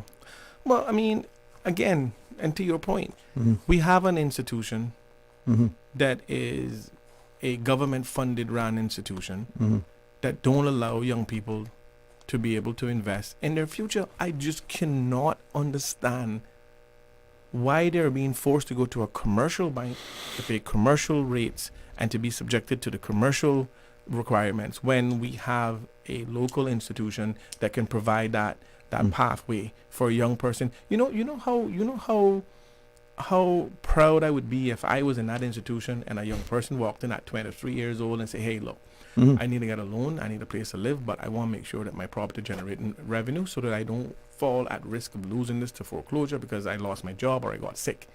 Most people in Cayman is one sickness away from bankruptcy, because we're not, like the girl talked about, we're not adequately covered by insurance. We don't have enough money saved. We didn't inherit millions of dollars from our parents, and the way the system's set up now, these children today will not be able to buy anything and generate any personal wealth to leave to their children because the system just does not operate that way in the way that it is. Right. Can I share this with you, right? And it was with the person's consent, in fact, with their request, but I wasn't quite sure when and how.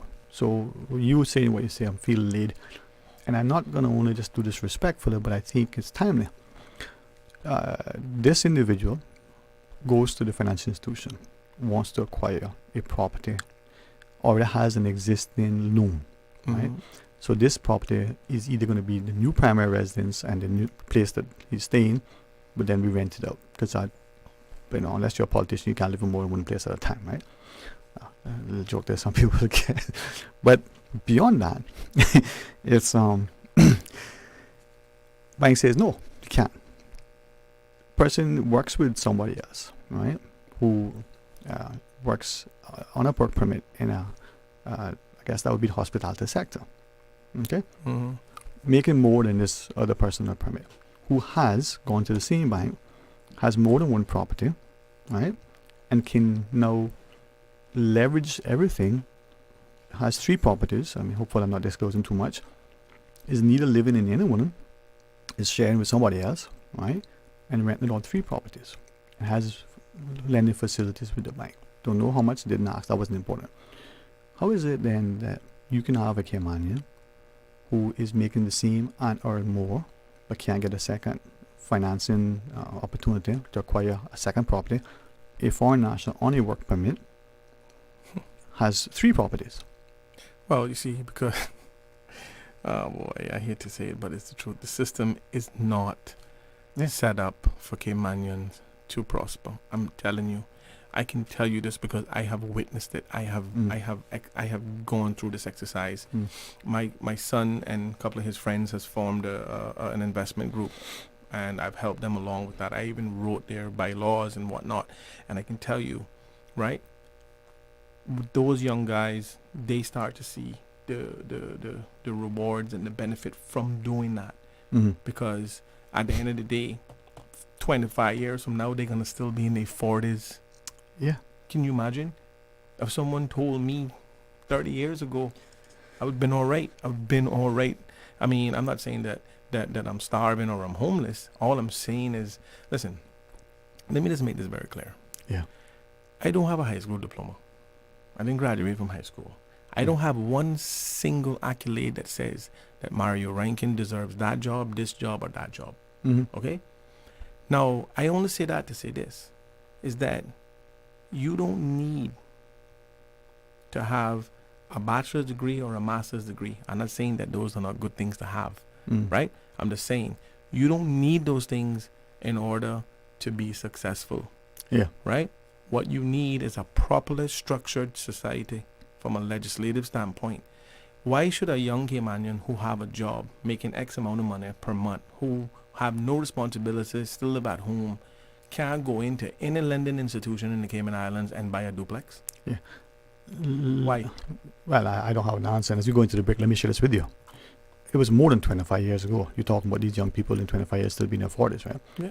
Myself, with a number of other young Caymanians, all of whom were either working for and or funded on a government scholarship, all of whom had some professional designation or would be in weeks granted that piece of paper, so have fulfilled all of that. Formed a company, went to a financial institution. We want to invest in this property and do these things. We're told repeatedly from one financial institution after another, no, you don't qualify. Your company, right? And having worked for, right, foreign nationals who've incorporated companies who borrowed, we followed their model. We brought more to the table in terms of business acumen, financial resources, professional experience, and expertise. Could not qualify to do the same thing. That, well, you explain that to me. Well, she tells us we're going to break. Well, we're going to break. Yeah. Thanks, Ms. Susan. We're going to pause. You know what? I'm going to hold that thought. Yeah. I want to know what you're going to say, so you might want to join us after the break. From Radio Cayman's newsroom, this is Headlines. The Headline News is brought to you by Kirk Market. I'm April Cummings with your latest headlines. Roadworks are underway in Baden Town through January 24th. Drivers can expect an active work zone from Discover Drive to Beach Bay Road between the hours of 8 p.m. and 4 a.m. each night. The NRA is asking commuters to be careful in the area as it becomes an active work zone. In international headlines, more than 150 recipients of the Nobel and World Food Prizes released an open letter today calling for a dramatic increase in research and a commitment to new food distribution efforts with a goal of producing more crops and avoiding a global hunger crisis in coming decades. The letter notes an estimated 700 million people are, quote, food insecure and desperately poor. But without a moonshot effort to grow more and different kinds of food, far more people will be in dire need because of climate change and population growth. About 1 million Americans each year are expected to develop dementia by 2060. This is roughly double today's toll. A new study says that there's a higher lifetime risk than previously thought.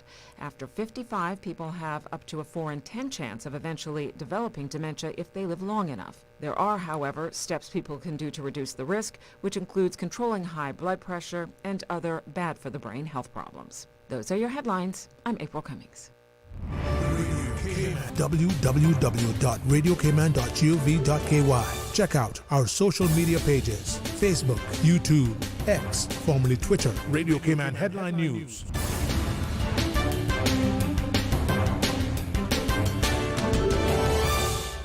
When it comes to weekly meal prep, I trust Kirk Market to provide the best value for quality proteins. The butchers at Kirk Market are super helpful. They always slice my steaks perfectly. Kirk Market has everything I need for healthy and flavorful protein-packed meals. From lean cuts of CAB choice beef, tender CAB prime beef, the juiciest pork, and all-natural hormone-free poultry, to their seafood section with everything from fresh local snapper to omega-3 rich salmon. I choose Kirk Market for the highest quality proteins to support my healthy lifestyle. Kirk Market. Eat well, live well, and discover a world of choice.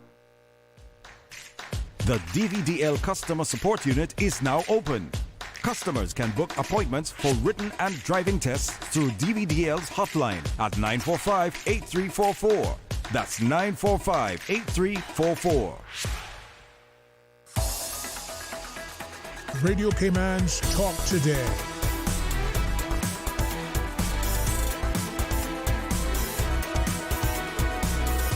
What is on your mind, Cayman? Hey, welcome back, and thanks for joining us, and thanks to Mario Rankin for joining us. I want you to share your thought. We do have a caller, so you get to choose what you wish. Listen, I think that the callers are extremely important. Let's take the call, and I can share my thought after, if you don't mind. No, I defer to you, sir. All right, let's go to the phones. Hey, welcome. Thanks for calling. Good afternoon, gentlemen. And to you, sir. Wonderful, Afternoon. blessed afternoon. Love the topic. Mm-hmm. Very refreshing. Mm-hmm. And I don't know, how Mario has so much wisdom and foresight, but I have to take my hat off to you every time I hear you on any platform, Mario. Thank you. Just a quick question. Who is selling Cayman? 90% of it is us. Well, in a way too, but in reality, it's the realtors. Yes. Yes, right, that. us, but we are responsible for it. But in reality, it's the realtors that is selling this country, and we, as the doorkeepers, are doing nothing about it. So all your argument there just now is spot on when you say that, there's no future for your kids. They can live with you till they get 150 or something like that. Yes, sir. And I if it continues going the way it's going, you and many, many more, probably including myself, will be in that same boat way. Our kids will have to stay at home because there's nothing out there for them to afford because of the people that we let sell in our country. Why can't we sell our own country? I mean, it's a blatant disgrace what is happening in this country and why the powers to be are ignoring it and doing absolutely nothing about it. When is something going to happen?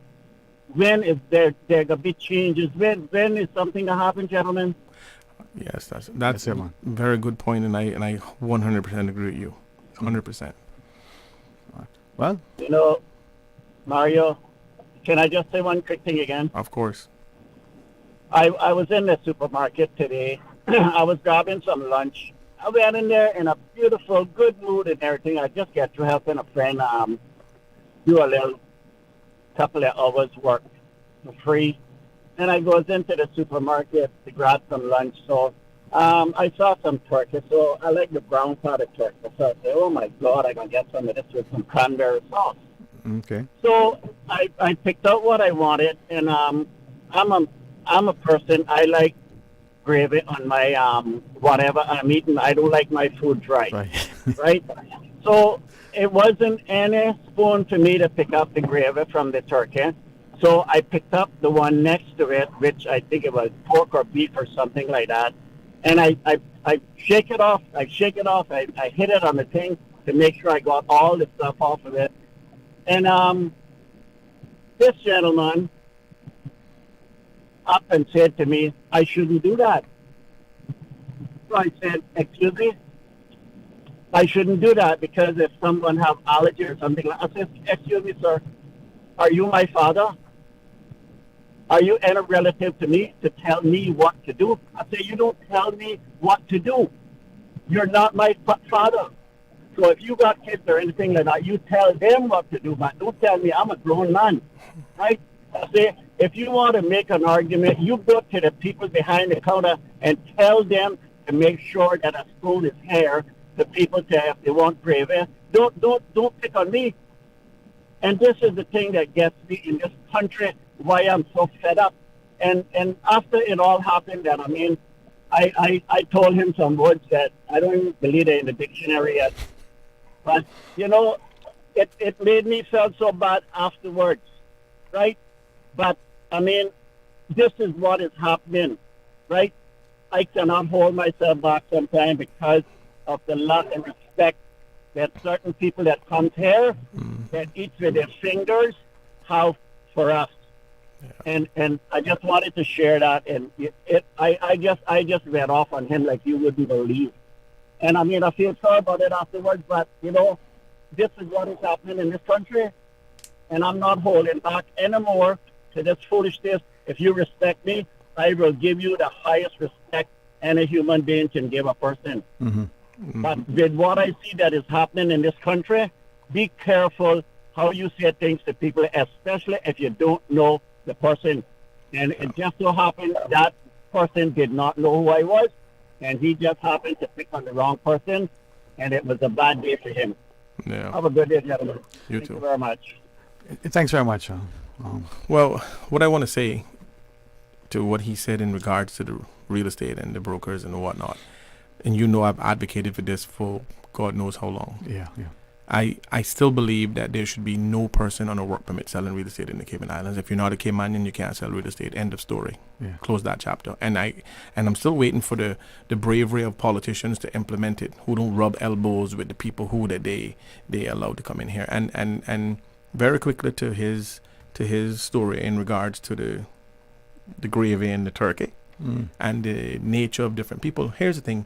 When we introduced that passport to success situation where we technically sold citizenship. No, not passport. Not passport for success. My apologies. What is it called again? Residence of investment. Yes. Or, what the hell? I can't remember the name. Forgive me for calling it the wrong thing. But when we implemented something that suggested that if you were financially secured, you can come and get residency in the Cayman Islands and whatnot. The problem with that is, and the reason the thought process was right, meaning that we didn't want these people to come here and compete for the jobs and whatnot. But what we didn't anticipate, and I would have, if I was on that panel, it wasn't happening because these people, not all of them, but a lot of those people who come here and take advantage of that situation, they create influences. So they'll come in here. They're not working in institutions that Caymanians need a job in, or they're not competing. Maybe that's the case. But guess what they do? They create influence with the spending power. So they'll go to the politician and say, hey, look, we don't want this to happen. We don't want that to happen. Or we want that to happen. And we want this to happen. Okay. And then we start to see it from a legislative standpoint, from a policy standpoint. And then we're affected that way. So whereas they're not competing in the workforce, they are manipulating and they are creating situations that they can spend money to get, because lobbyist money is real. Yeah. So but I just wanted to say that I'm not sure if he wanted to call me, but to the gentleman that just called, who I know very well. He makes a good point when he talk about look at who's selling out Cayman Islands. When he asked the question in the beginning, I said, well, most of the land that are being sold is Caymanian land, but yes, a lot of the brokers are not Caymanians who are selling the property. Well, two things, to our listeners. Hey, please tell Mario hello. So hello. I'll tell you that. Listeners saying what Mario is saying is true. Agree with him. One says, to the question, who's selling? The real estate agents who come into the island, right? But to your point, maybe we didn't see the impact of the lobby and the influence as you shared. Mm-hmm. Maybe we did, we the collective we, but we also the policymakers didn't see the potential impact on the inflationary tendency on the price of land. Well, okay. Yep, exactly. So, but what we should have foreseen is that we are giving away. Is it $1 million, $1.5 million? I mean, that's no money. No, right? it is not. So why not 10, 15, 30 million? Right? Well, okay. If you're not gonna bring something to the table. Well, okay. I mean, for the sake of generating more revenue, yes, I agree. Yeah, make the price higher. But for me, there's no price tag that I'm willing to put on the sustainability and continuity of Cayman. So if a person willing to spend $15 million to become a resident, then how hard? What makes you think that they wouldn't spend a little $300,000-$400,000 every campaign to get a politician to do and influence them? I don't want that person here. No, I hear you, right? You know, I don't care how much money we would have made, and those sort of people who come in here, because what happens, Sterling, is that, and I'll give you a story right quick because I know we're limited for time, but I'll tell you this. What happens is that they'll come in, they'll buy a house, they'll live there, and then it'll be around other property, and then the minute that another developer or a Caymanian, for, God forbid, a Caymanian owned property next to it and want to do something, and then they'll object. And then if that don't work, they'll pay the politicians to make sure it don't happen. And who suffers? The Caymanian. I hear right? you. And these are the sort of things, and we face these things all the time. Right? I can tell you something. When I was growing up here, there is a residence on South Sound. Okay? I used to go there every Saturday morning and pay. They used to pay us to rake the yard, $25 to rake the yard, and an additional $50 to dig out some of the turtle grass behind their house because they want the water. Okay? Listen good. You go out there to shovel, dig out the turtle grass because they wanted some white sand to swim in. Those same people today are the ones that are fighting against anybody who even want to build a dock along that same stretch of road. So what that tells you is that they came in, they had their own agenda, and they didn't want anybody to compromise their agenda, and now they're fighting against everybody who wants to do exactly what they did when they first got here. And I can tell you, I'm not gonna call the people name because they're some powerful people. I will not call their name, but they know who they are. They know who they are. One of them died now because they're old age, but they know who they are, and they never had a problem paying us $50 to go out there and dig up turtle grass. But if you go out there now to dig out 1 little square inch of turtle grass so that you can see a little white sand, they'll bring down Scotland Yard on you.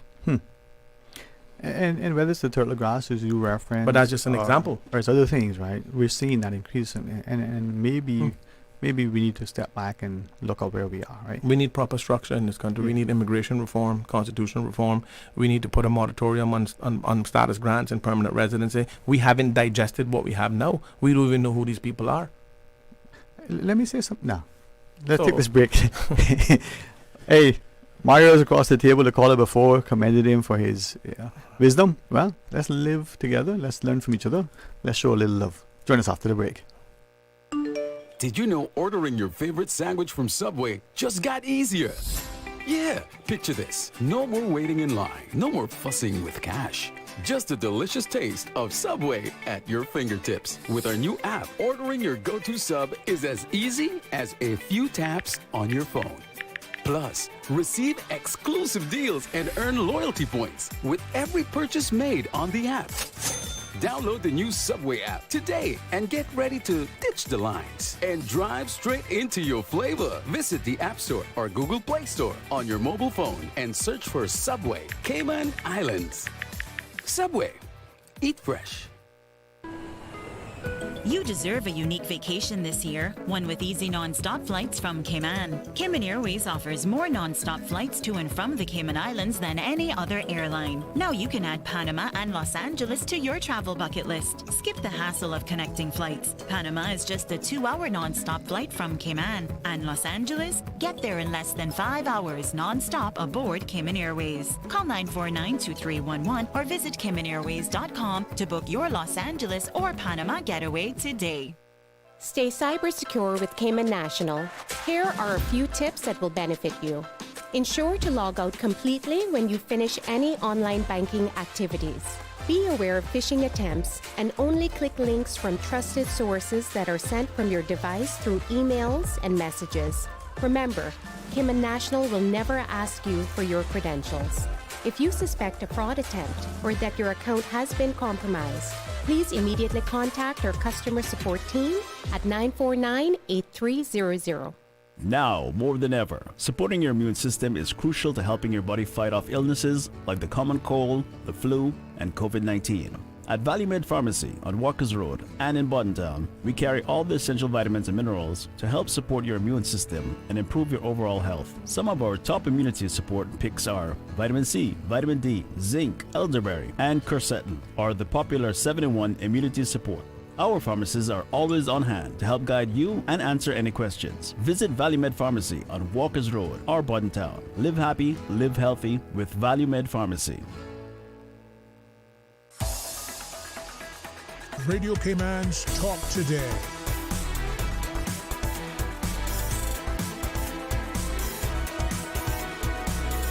What is on your mind, Cayman? Hey, welcome back and thanks for joining us. And we've got a couple of calls. In our studio, we have Mario Rankin, so let's take the calls. Hey, welcome. Thanks for sharing. Good afternoon. How are you today? Not too bad. Good afternoon, Mr. Rankin. Good afternoon. I just wanted to say, that's my brother. I know. He doesn't hold nothing back. And it runs in the blood. You know, when we got to take these Nowarians to come here and sell our property that we put in their hands and not giving up themselves to sell it or a Caymanian to sell it and making these guys make this ton of commission. After they say what they want, then they commission the people. The realtor puts what they want onto the piece of property, and it's a fat cat at the end of the day for these people. And every time you look on the road somewhere, you're going to see some real estate sign up there, and it's either a new face or an old face that's been in for a long time. And I don't understand how they can get so much work permit to bring in all these real estates into this island when we can educate our own young people to get into the real estate and learn our country more. So it got to be some big cat behind this real estate organization here in this Cayman Island. And it's a blatant shame. You know, it's a blatant shame. And Mary, the pity that you will want run or you can't run, because let me tell you something, common sense today goes a far way more than education throughout the whole world. Because when you can learn a lot of street talk and street this and street that, that is bigger than anyone that's got an education and a diploma that can't get a job. They're overqualified when they go to these highfalutin places looking for a job, you know. So I hope that will change in due time, you know. But, you know, we got politicians in and out the government year in and year out. And a lot of corruptions in there, and they only catch some and catch who they want to catch and ignore who they want to ignore, you know. But we just leave that in God's hand, because everything has a time to it. And one day the bucket will go to the well, and the bucket will drop out.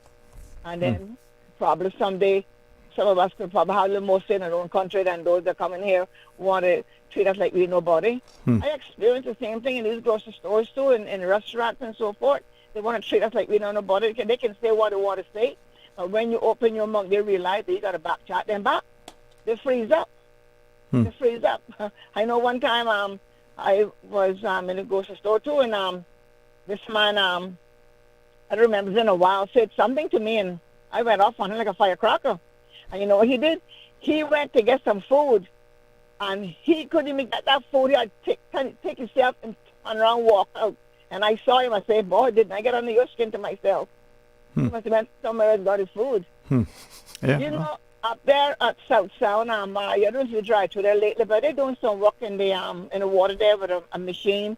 Are they dredging that out to make it deeper, or are they cleaning up the pipes that is coming from that's Van Dyke and everywhere else? That's the drainage pipe that they're cleaning out. The dam, the coffer dam that's there that drains the water from the Van Dyke area into the salt water. Yeah, that's been there for years. So then. Yes, but it's a shame that it's like it's not going to be done no other way but that way. It's just like you know, the building in town there where old Cayman Arms was, and whatever, it has been gone to numbers of different names, ran out at some point in time. Do you know that their pipes are running into the Hawkseye Bay? Yeah, I know that. I used to swim out there, so I used to see it. Oh my God, it is ridiculous. It's ridiculous. But if we don't get a say in this country, let me tell you something. Our young people, when they break loose, We need to leave them alone and let them fight for this country because apparently they don't want us to fight for it. And I don't want our young children to go there and get killed, get hurt, but they need to speak up. I think what we need to People do. know that we are serious. And immigration, that's another story by itself. And by the way, Cayman Airways came and brought this weekend. Someone was trying to get onto the flight, and they called that Cayman Airways number, so they couldn't call that no more. You know what I had to do? Go to the airport to see about getting onto the flight. Couldn't get a soul to answer the phone. If the phone was down, they could have came out and announced. We got enough media going on to announce that the phone line is down. Here is a cell number. Call us and you'll get help. The individual had to leave the bottom town and go to the airport to see about getting on a flight. That is inhumane. All right. I'll leave you guys there. Well, thank you. And before we take this next call, one of our listeners is starting. Yeah, it's like any pretty face, fresh off the plane, can begin selling real estate. Yep, 100%. All right, let's take this call. Hey, welcome. Thanks for sharing. Hello. Hey, what's happening, man? Good afternoon, Mr. Dean. How are you today, man? How are you? Feeling good, man. What's that song? No, I'm not trying to sing that song. You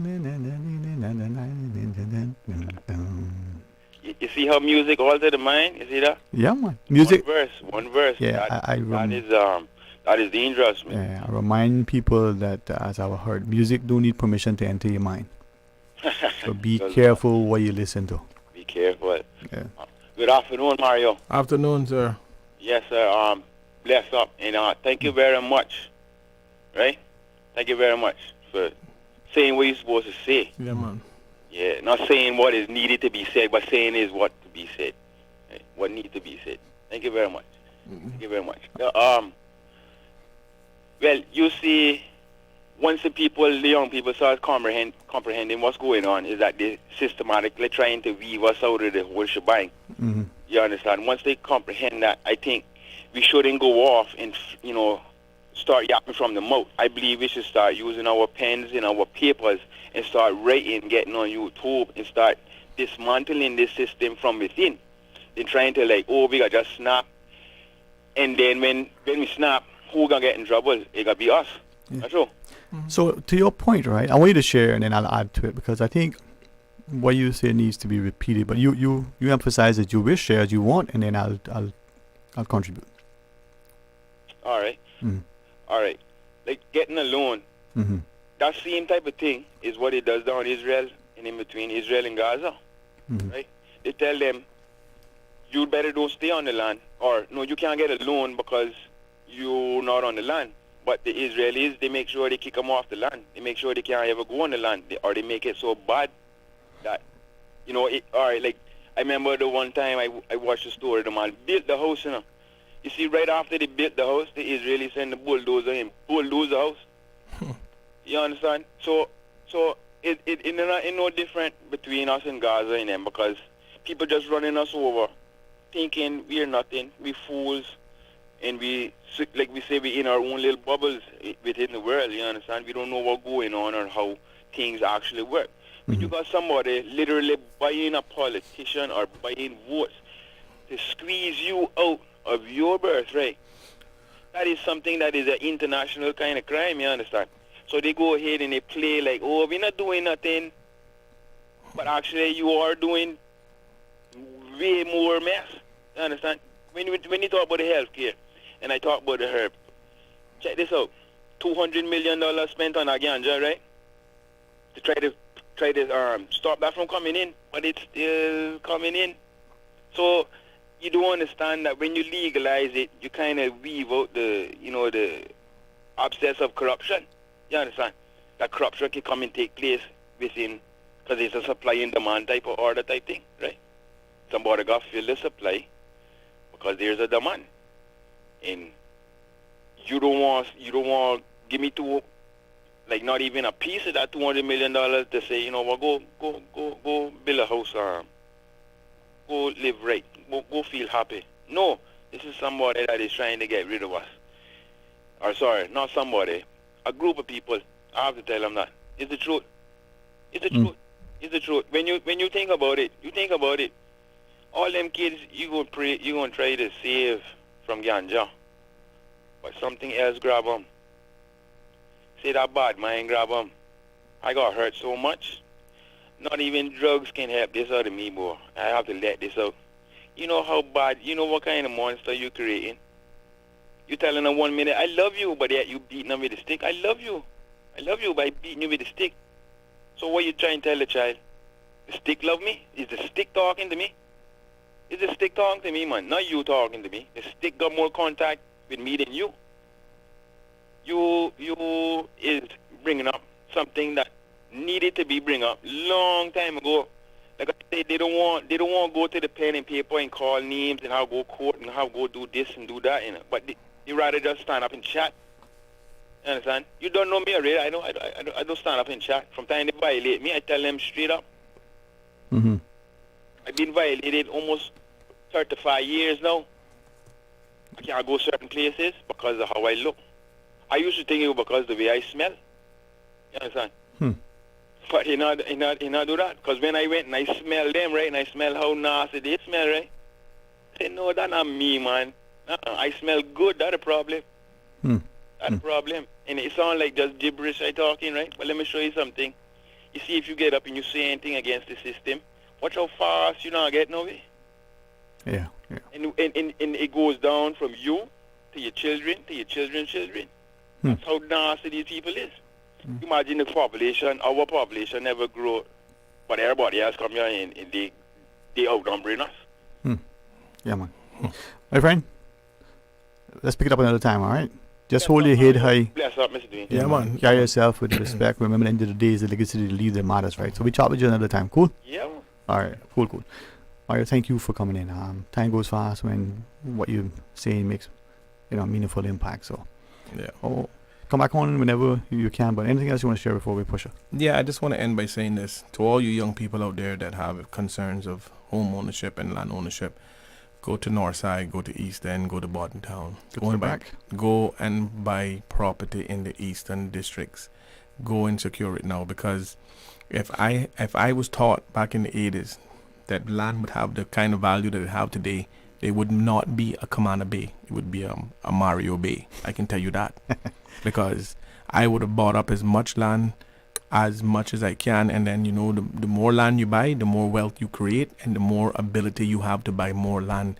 So for everybody that in their teens and in their early 20s, pool your resources together, go and buy property in the Eastern districts and secure it. Now, even if it's landlocked, buy it, sit on it. It don't matter. Go and buy that property, because you see when the land finish selling on the West Bay side of the island, they're going to take aim for that side of the island, and then you're not be able to afford it then. And you not have nothing to give your children. So no one taught that to me. Nobody never died and left Mario $1. You hear what I tell you? So I telling you now, as young people, to go and buy property in the Eastern districts and go and do it now. Yeah. And we need to ban all foreigners from selling land in this country. We need to put a law in place. If you're not Caymanian, you can't sell land. Plain and simple. Okay. Let me, in closing, and ask, right? You can answer now or later, just confirm. I was always under the impression that when you were issued a work permit, that it couldn't be on commission only. Your income had to be a certain salary. It couldn't be commission only. Well, when I worked in immigration, I thought that's what it was too. But right. Stranger things has happened. Yeah. And the reason why I say that is that it's no justification that if you work on commission, let's say real estate, for instance, one commission sale could be a lot more than many people make for years to come. But that sale may be 3 months, 6 months, it may not materialize. It may be the next day. But if we look at our system, so to your point, good advice, invest in real estate. It hedges against inflation. That 100,000 that you have in the bank that is being eaten away by your inflation, your physical land only increases by the inflation, right? But if our system is such that it not only denies, right, you as a Caymanian being able to borrow to purchase real estate, it not only puts impediments, it actually prevents you from qualifying. Yeah. Well, why government? Let me end by saying this. Yeah. Why government don't take large tracts of crown land, turn it into leasehold land, and give it to our Caymanian children for 100 years, that they can hand it down to them? No, they rather give it to the big developer who said they can put a golf course on it or a hotel, and then we get it back 100 years. But no. You know what we do instead of doing that? We trade it off to another billionaire for $14 million, and now we left hole in the bag. Yeah. There's much to be Anyway, some things said. need to change in this Yeah. island, and they got to change this election too. Right. Well, I'll hold my comment for two reasons. The time, but also give me time to consider. Mario, thanks for Thank sharing. As the caller indicated, you speak with conviction and courage. You speak with a sense of, just a sense. Good common sense. Thanks very much, right? Thank you. Tomorrow's Wednesday, joining me start. For the record, I pray that we all have a greater sense of respect. We are respectful and respectable. And the day we speak, we act with consideration, care, and compassion. God's willing, will make a meaningful, positive impact. Until tomorrow, be blessed. Talk Today is brought to you by Subway, open 24 hours in Countryside, Anderson Square in Georgetown, and Centennial Towers in West Bay. And by the Ministry of District Administration, explore your history, explore your land, explore your sister islands. And Cayman Airways, call them on 949-2311 to book your nonstop flights to Los Angeles and Panama. And Doctors Hospital, peace of mind is important when life happens. Doctors Hospital, always there for you. Call 949-6066.